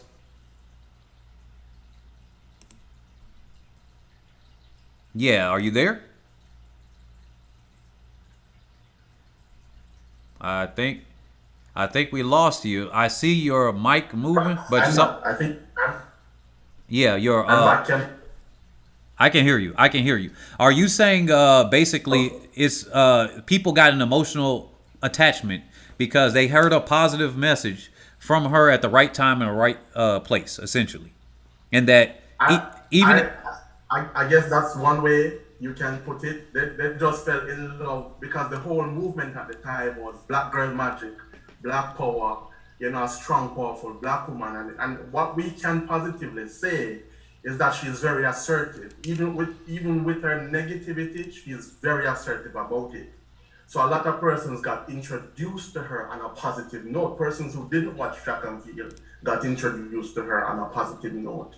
And what we must also pay attention to, that got spun up into the whirlwind just about the time of the Olympics, when there was a group that made a swim cap for Black swimmers and they banned it. And so they were trying to lump everything together in the Americas, that is. They were trying to lump everything together to say they're attacking sha'carri and she's a Black woman, but then they realized, well, hold on. The other females are Black in this sport, so it's not about that. But culturally, what I wanted to point out too is there a cultural difference. If I read the part again that says, there's a part in the article that says, if you listen carefully, all people are saying, especially Jamaicans, is competitive or not, you just don't get to project the rudeness onto them and not be checked about it. Jamaicans are not biased against sha'carri. I don't think so. As a Jamaican, I'm not biased against sha'carri. But what I know I had a problem with is the fact that you entered into a space and it's almost like you started attacking everybody who never had anything to do with you. So, and so even with her own.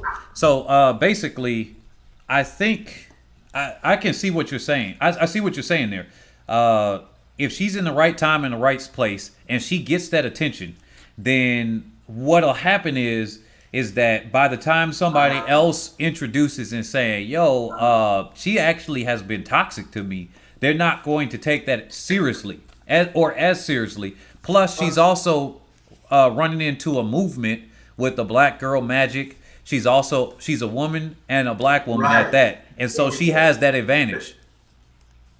Right, and so what happened is that she got a massive push from the new track and field fans, because I was on Twitter and I saw people like Alexia Cortez and Gabrielle Union lobbying behind this girl because she should run, because she got banned because she smoked weed. But all the original track and field fans are saying, let me see a quick comment there. Let me say a quick comment. Okay, so now that's why I asked you earlier about the Michelle Obama thing. Now there's something that they have, all of them have in common. All of them have in common an agenda that they push. Most of these people do not push positive role models on people at all. Ocasio-Cortez particularly is pushing that prostitution is okay. Now, go out there, I guess, and you can do that thing. I wouldn't tell my daughter to do it. I don't care. If you out on your freaking ends meet, you don't need to do that. That's the oldest profession in the book. I will be shaming you. Yes, I'm going to look down on you, my own daughter, my mother, my sisters, my aunts, my nieces. If that's what you do, No, you have lost credibility in my eyes. No, I'm not going to be like, oh yeah, that's okay. Now you're an adult. You can do what you want. Just because we can do what we want doesn't mean we should do what we want, right? So she's not pushing a good positive message at all. A lot of these people have certain agendas and everything behind them. And yes, you're right. They have the black girl magic. They got the whole thing. Basically, a woman says something, she's always the victim. That's basically what those types of people are pushing. Typically, when you see them do that, it's things that happen against men, they ignore it. If it happens against a woman, then they put it to high proportions. Because if it was a black man that was banned for smoking weed or something like that, I am sure that would not been pushed to high levels at all. Not at all. Not especially not a Michelle Obama. Alexandria Ocasio-Cortez would not have taken upon that. Gabrielle Union wouldn't have done that. No, half the people, more than half the people, that would not have pushed it. There not was at all. a whole hashtag. There was a whole hashtag on Twitter saying "Let her run," but I'm saying that was mainly from the new fans, not the original track and field fans, or even the athletes, because the athletes themselves, if you notice, they were primarily silent around that time because they knew the rules. And so there are other talking points that I could speak on, because a lot of persons are saying, for example, there was a point when Shelly-Ann Fraser-Pryce just came back into the scene when they ran in Gatchi, the race that ahser-smith won. Sha'carri, I believe, came third in that race, and Shelly came fourth, something like that. Yeah. So it's not like she hadn't beaten Shelly-Ann Fraser-Pryce before. It's not like she hadn't beaten Shelly-Ann Fraser-Pryce before. It was just that Shelly had run up for the start of the season. And if you remember carefully, Shelly-Ann Fraser-Pryce even came second in the Rio Olympics. It came third, in the Rio Olympics. So it's not like Shelly-Ann Fraser-Pryce has never been beaten before. But what stirred up the Jamaicans was when Shelly-Ann Fraser-Pryce, after clock 10:63, and her tweet was, my presence in this track game is creating history. Yeah.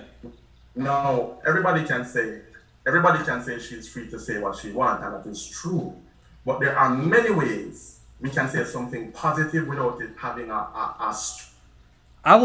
you know what? I give her some. I'll allow some negativity. Like, I'm fine with negativity in some ways, but there's a different type of negativity and trash talk that you could do that's still mature. Because she's basically an adult child, the way that she does things. And like you said, we got to hold them accountable. Let me do something real quick.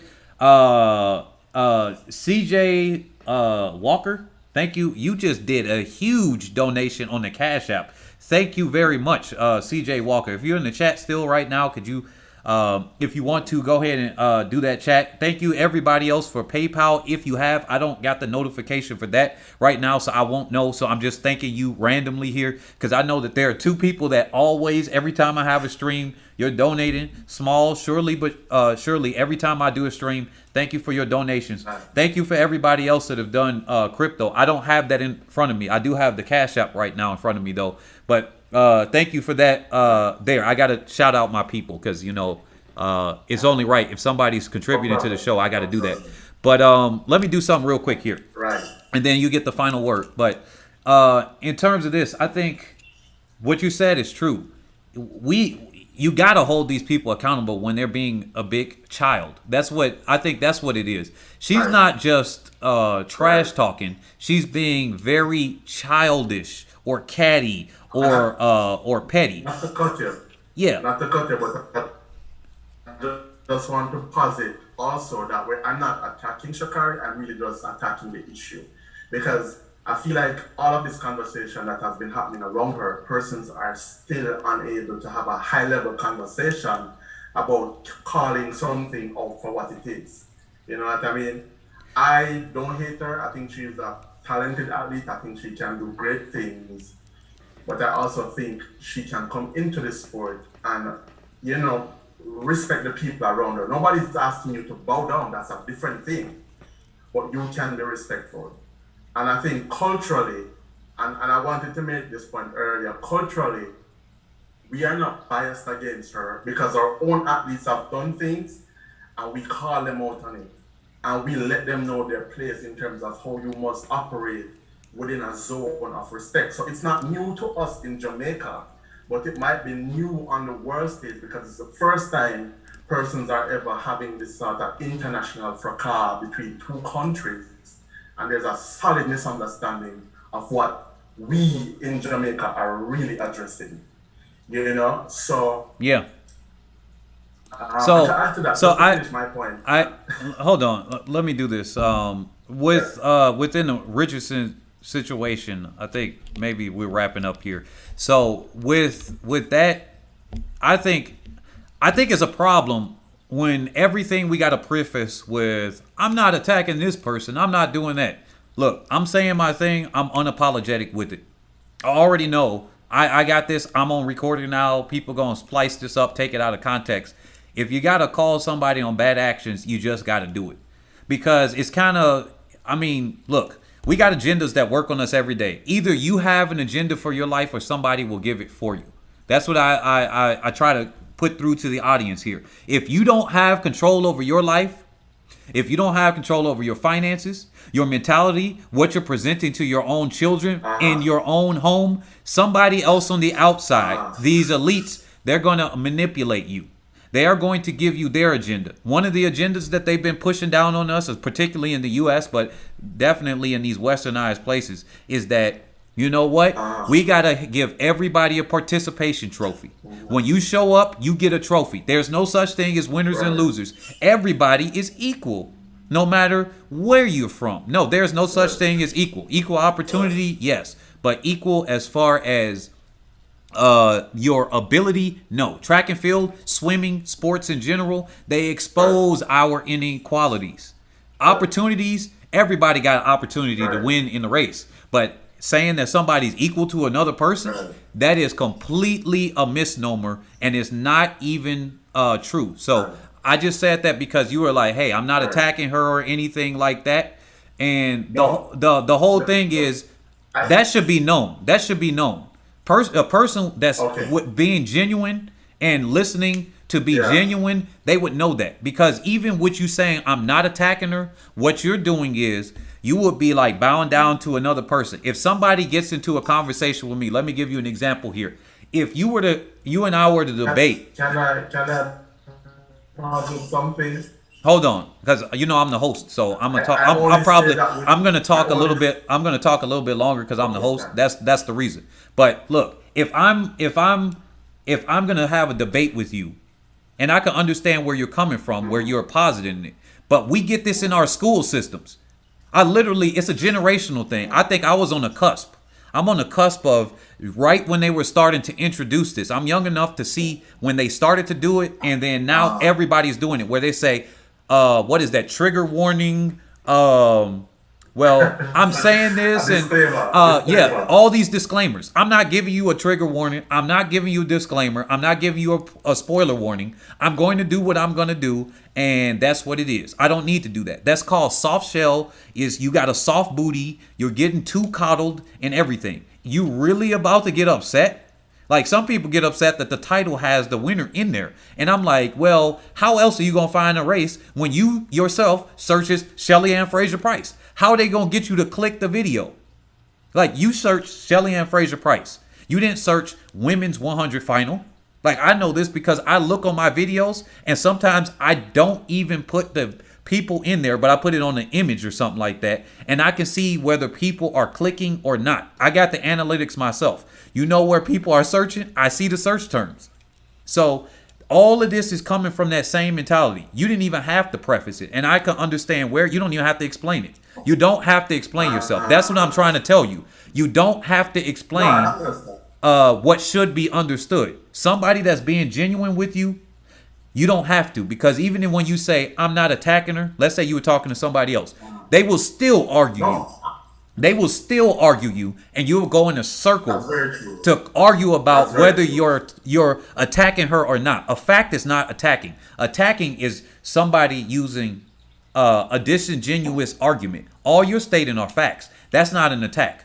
So now the media has rebranded, because this came from the news media. that a fact is an attack. And that started with CNN, and then Fox News adapted that same thing. That was like in the early 2000s, around 2005. You can track it exactly where it came from. So now we're using those terms. That's all I had to say with that point. Like, you don't even have to explain why you said it or anything. I just had to point that out because it's painfully obvious now that we're growing up like that. I do respect that point, but that's not something that I normally preface an argument with, especially with people who I know and are communicating to. And I don't think that was directed towards. Hey, Lisa Blackman. Hold on. Lisa Blackman, you are required to call in. If you do not call in, you will be banned. Moderators, if you could drop the link for her to call in, you are required to call in on this or you will be banned. Go ahead. I'm sorry. Right. So I wasn't necessarily saying that to you, but because I know there's an audit.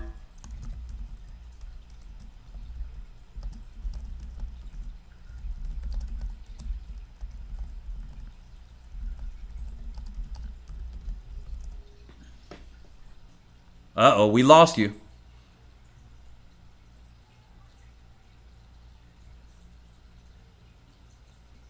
Tucson, we lost you. You were speaking facts today. I think they said you spoke too many facts and we lost you.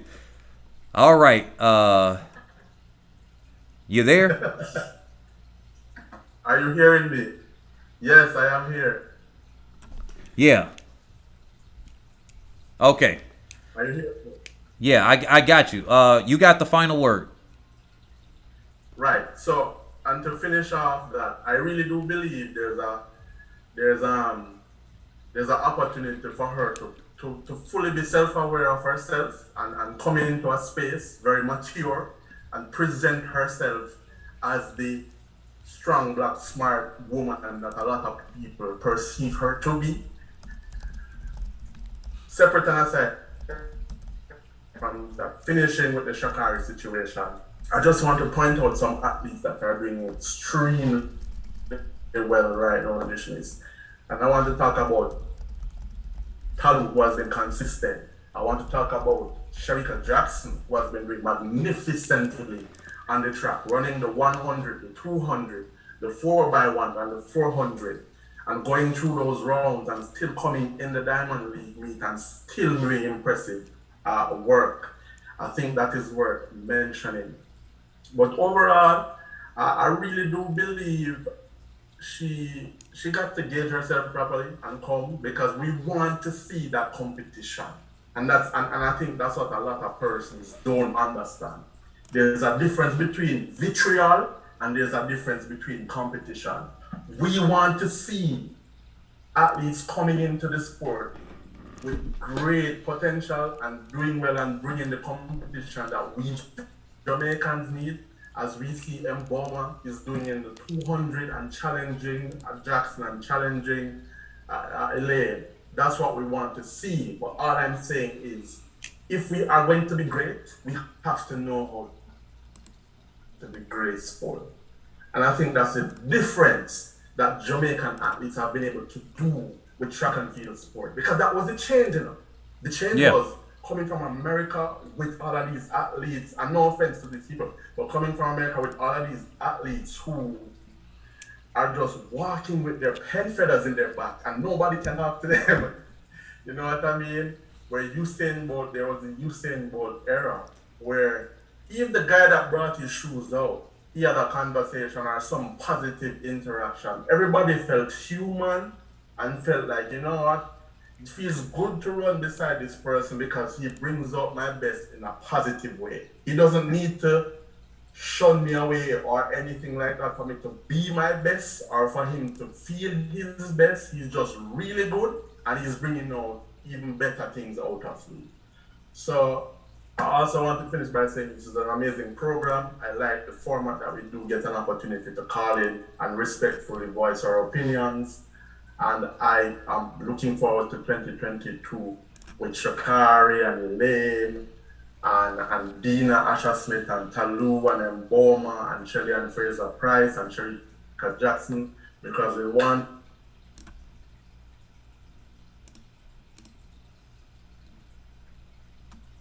Uh-oh, we lost you again. But yeah, that was your final word, man.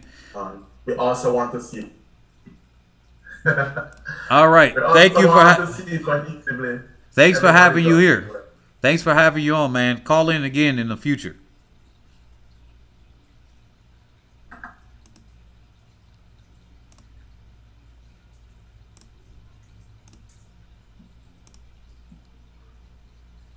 All right. That's that. I think that's probably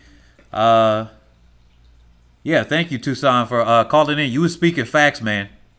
I'd like to thank everybody that has contributed to PayPal, Cash App, and cryptocurrencies. Thank you guys for supporting this show. The more you guys are supporting, that's what keeps me doing these streams too.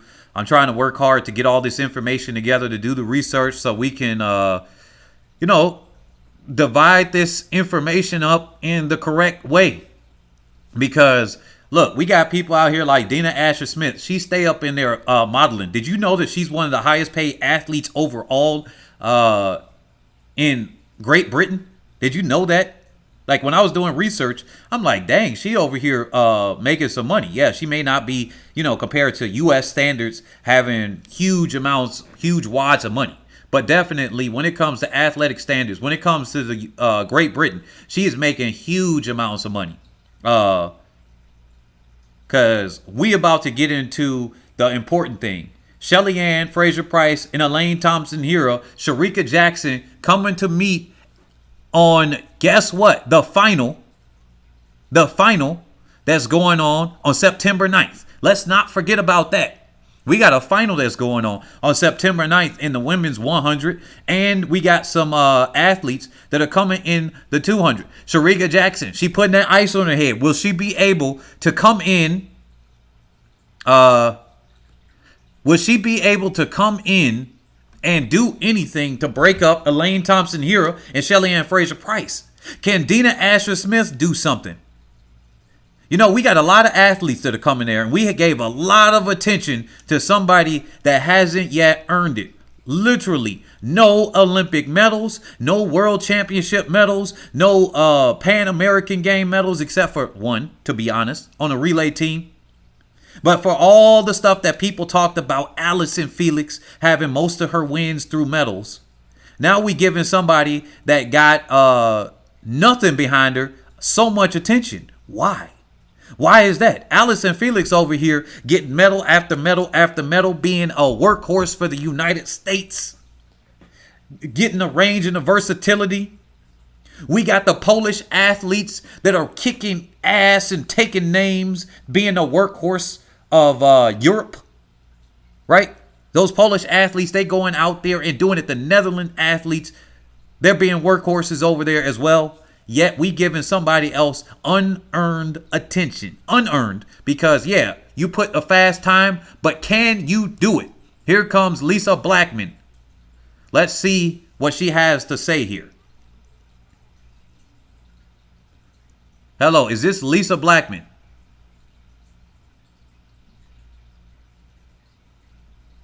All right. You're getting your mic and your life together real quick. We're going to give her a second to get her mic on. But until then, look, we covering athletes and events that should be covered. We got September 9th to come on. That's the Diamond League final. This is about to be one of the most hyped things. We're about to have a hype live stream beforehand. We're going to do all of that. We can have a call in and everything like that. And whatever. We about to have one of the biggest things. Lisa Blackman, you got your mic ready yet? I think you called in, but you're not ready. We got a thing Mo. She's kicking ass, taking names. Teenager, 19 years old, won the Olympic 800 final. We got Marilady Paulino. She's over here. She's kicking butt and taking names. She's doing well over there. We got Kenny Bednarek, right? He's a Olympic bronze medalist, or did he get the silver? I think he got the silver. And then Noah Lyles got a bronze in this one. right? We got Fred Curley. Don't forget about him being an Olympic silver medalist. We got people doing and putting in work. Clayton Murphy. Well, he didn't do that well at the Olympics, but guess what? He made the Olympic team. He makes world championship teams. We got somebody that hasn't done it. Let's give the attention to any of that. Now, Lisa Blackman, I'm going to give you another 1 minute to get it together, or else I'm literally just going to have to leave you permanently banned. You can get yourself unbanned by sending me an email in the future. You will have to pay to be unbanned. But at this point, if you call in, that's your free option right here. Now, I'm going to wait for 1 minute that you can get it together. Because right now, you ain't got a mic. And it's getting kind of weird that you're just sitting here on this call queue and you don't have your mic together. So we all want to hear from you right now. I'm looking over here like McPherson. McPherson doing her thing. She just missed out on a medal in the Open 400, and it's very unfortunate. She just missed out on the medal. It was either her or Allison Felix, and Allison Felix got it. We got so many athletes out there. Mboma doing her thing. Now, hey, the controversy or whatever that's around there, we're about to figure out what's going on. Ry Benjamin, he was so shocked that he could not get a gold. He literally thought he could win, but Verholm was just that much better on that day.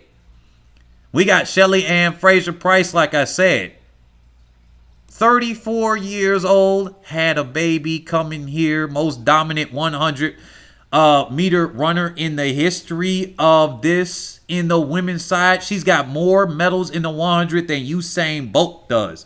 Isn't that crazy? Isn't that crazy? Lisa Blackman, what are you smoking? Are you going to come on or what?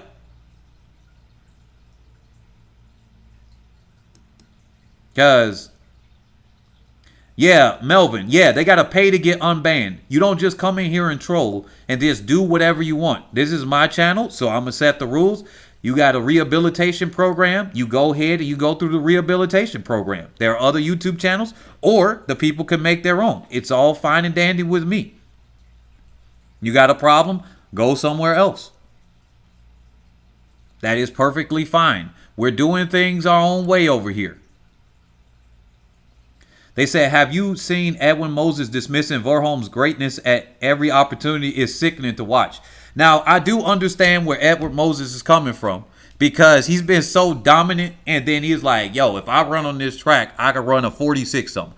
I don't think he would have been able to beat Verholm, but maybe he could have. At his prime, maybe he could have. Maybe he could have. So, that's it. All right. Lisa Blackman is clearly a troll. She ain't got anything together. She hasn't messaged anything directly to me in the chat here. So I'm just going to have to remove you and you're going to be banned. Moderators, if you see Lisa Blackman pop up in there, because I can't find her, I'm going to go through after this stream. I'm going to, she's going to be permanently banned. The only way you get unbanned, you're just going to have to email me with your screen name and everything. And we're going to talk about the rehabilitation program, because clearly you over here just doing some crazy stuff. You will not be able to come back into the Zoom call. So the only way you could come back in at this point is if you comment in the comment section, hey, I was getting my stuff together, my life together. I was trying to do that. No, she's talking about people trash talking Sha'Carri Richardson. So we wanted to hear her voice so that she could clarify what she was talking about. Because there's a lot of people that's very defensive of Richardson. And, you know, Richardson trash talking and everything. So basically it's like, hey, you could trash talk everybody else, but as soon as somebody says something on you, I'm going to clutch my pearls. Maybe that's not what she meant. But she's definitely going to have to be banned at this point. So, hey, she was over there, trolled in. Now, look, just imagine if I had a call-in number. Lisa Blackman, or let's not use that. Somebody like a Blackman there, right? And that's why I would rather it be a number than is before you introduce your name. But hey, your name is public. Somebody like her would have sat on the line and just played music in the background, or been smoking a ganja pipe. Maybe you did that with your buddy over there, you know, the R word. So maybe that's what you did. But like I said, I like to thank everybody that's contributed today. I'm going to cover one more event and then we're going to go. We've been on this for 3 hours and 43 minutes. We're going to cut this at 4. So the event that I want to cover is the men's 100 results. We were talking about this. I didn't get a chance because of when I opened up the lines, people started talking about Richie Rich.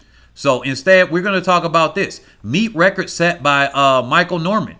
Now, I was actually a little bit surprised that, well, I'm not surprised. Michael Norman is actually very talented over the 100. So I was surprised that Norman came to this type of event instead of coming to an A-ranked event. But he did run 2 days ago in the Diamond League, so maybe he anticipated he wasn't going to run as well. We got Marvin Bracey of the United States in second. Both of them beat the previous meet record, which was by Lamont Jacobs, which was a 10.03. So now Michael Norman has it in 9.97. Congratulations on that meet record. And then Ronnie Baker, Justin Gatlin. People were wondering why Justin Gatlin is at this meet. Well, he hasn't been running that well toward the end of the season. Now he is 35. Guess what? He might actually start setting age group records. Remember, when you start to get to 35, you get age group records. Shelly-Ann Fraser-Pryce is likely going to have the world record. If she competes next year, she's going to have the 35 and over world record, and no matter what she runs in, most likely.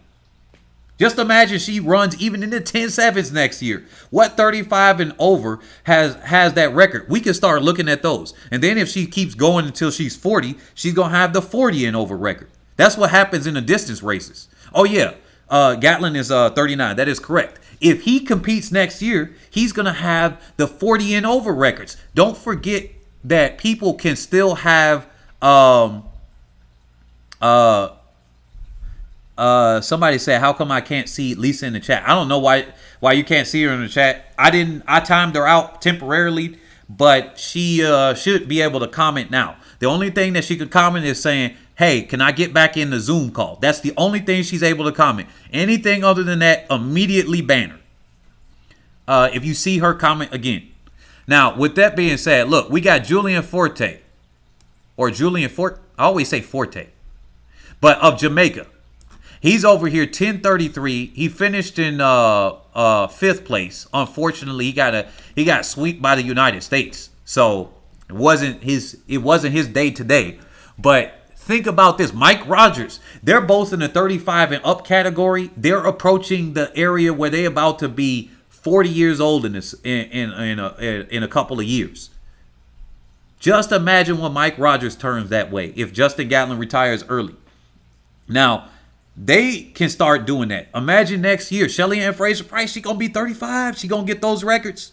These all still come into play. That's a legacy type of thing. Maybe the records right now are held by Odie, I think, if I look that up. But yeah, I wanted to cover this. Michael Norman, he's doing a pretty good job. I personally think Michael Norman might want to rethink and start moving down toward the 100. He had that one-off race where he ran at 985. I think he can get he can start getting these times down if he starts to focus like what Fred Curley did. Because Fred Curley had to take a whole bunch of races in order to get down so fast. Michael Norman had one, but he's having an off season now, so he's running slower. But if he can start going and focusing on the 100 more, I think he has a chance of getting his things there. Now, Justin Gatlin on retirement. I see a comment here. Now, he said he wanted to retire after the Olympics. Now, that would have been last year. He was in much better shape last year from what it looked like. Unfortunately, this extra year didn't help him out. It helped other athletes. I think it helped Elaine Thompson-Herah out, because if it was last year, I don't think she would have won. I don't think she would have been running the time she's running now. It would have been Shelly-Ann Fraser-Pryce with the win. Even with the slip, I don't think it would have been enough time for that to happen. But as it was, we got to deal with reality, not the what ifs. Justin Gatlin said he's retiring after this. He's going to take it a step at a time. He might try to get himself together for the World Championships if he can. Same thing with Allison Felix. Because it's hosted at home in the United States. That gives a different incentive for these athletes that were going to retire after the Olympics to come back on this next year. So I kind of predict that if Justin Gatlin can keep some form and he can get himself back into shape next year, I think he's going to compete one more year. He's going to compete one more year for the World Championships. But definitely, this is his final Olympics. This man has been there since Athens. He's been there since Athens. Had he not gotten banned, he would be there the same amount as Allison Felix. Man, he was in there since, wait a minute. Was he there since Sydney? Hold on. No. I don't think Sydney. He was in there at the World Championships before Athens, I think. But he's been in there for before. It looks like we got one more person calling in. This is going to be the very, very, very last call here. And then we're not having anybody else. The jobs are playing with a lot of facts. Because the government is trying to get private employees to do stuff they know they can't do themselves with payoffs. Yeah, you know what? Like the testing for the C-19 stuff. Yeah. It has a high false positive rate. Yeah, they legally can't do certain things. Like they can't do a ban. It's against your constitutional right for the people in the U.S. Other nations don't have the same constitution for them to do things. But that's a different topic right there. Now, Kenneth, if you can unmute yourself, state your name and where you're calling from. This is going to be our last call in right now. Y'all getting that jab? No. Oh, looks like he backed himself out or something. He said, "Nope, I ain't calling in right now." Now we talking about the poke on this thing. Let me see. So here's the men's 100. Was it anything? Oh yeah, we already covered the men's 400. Let's try to wrap this up. Men's 110. Oh yeah, we already. Oh no, we didn't. Levy won for Jamaica. Look at this. We got so sidetracked by the R word. Here we go. Levy won for Jamaica. Ronald Levy. So that congratulations to him. Paolo Dalmolin for Italy in second. Rafael Pereira of Brazil. Congratulations to the top three. And then we got Michael Dixon of the United States. For everybody that's here, if you're an athlete or something like that, look, I want you to know that you should look at these at the Continental Tour events. And you should probably try to compete in one of these. I don't know what the seed times are, but I was looking. I'm like, you know what? I think I could qualify for this. I just got to get a little bit faster. I don't know what their PRs are or whatever. I'm going to make sure I PR early in the season so I can so I can get a win. I'm like, look, I don't care about the rest of the season. I'm PR here, and then I'm going to take my peak. I'm gonna peak in the beginning of the season. Then I'm gonna try to take a couple of months so I can come back in at the end of the season. My one race, I'm gonna come there. I'm gonna win in this 1500 or the 800 or something, and then I'm gonna come back later. But yeah, we got people here. Now I'm gonna end the stream right now. Thank you all for coming out. I do appreciate it. We've been at this, believe it or not, 3 hours and what? 3 hours 52 freaking minutes. Hey, I know I'm like a Southern preacher. In the United States, the Southern preachers be like, we're ending this. And then they got to say it 3 times before they actually do end it. So I think if you're used to this channel, I literally say 3 or 4 times and then I finally end it. But right now, I am ending this. Thank you all for watching Head and Shoulders ATR. And then I'm going to record something after this. Yes, I am an American. So, but yeah, thank you guys for coming out here. Thank you all that have contributed to Cash App, PayPal. Thank you for the Patreon subscriber and everybody that's contributed to the cryptocurrencies. Those links are in the description if you would like to do that after this show and everything. So I'll catch you all in the next video. I'm probably going to record something about Brianna Williams, Candace Hill or something like that. So we're going to have that because we didn't get to talk more in detail about those athletes. But yeah. Catch you all on the next one. Peace.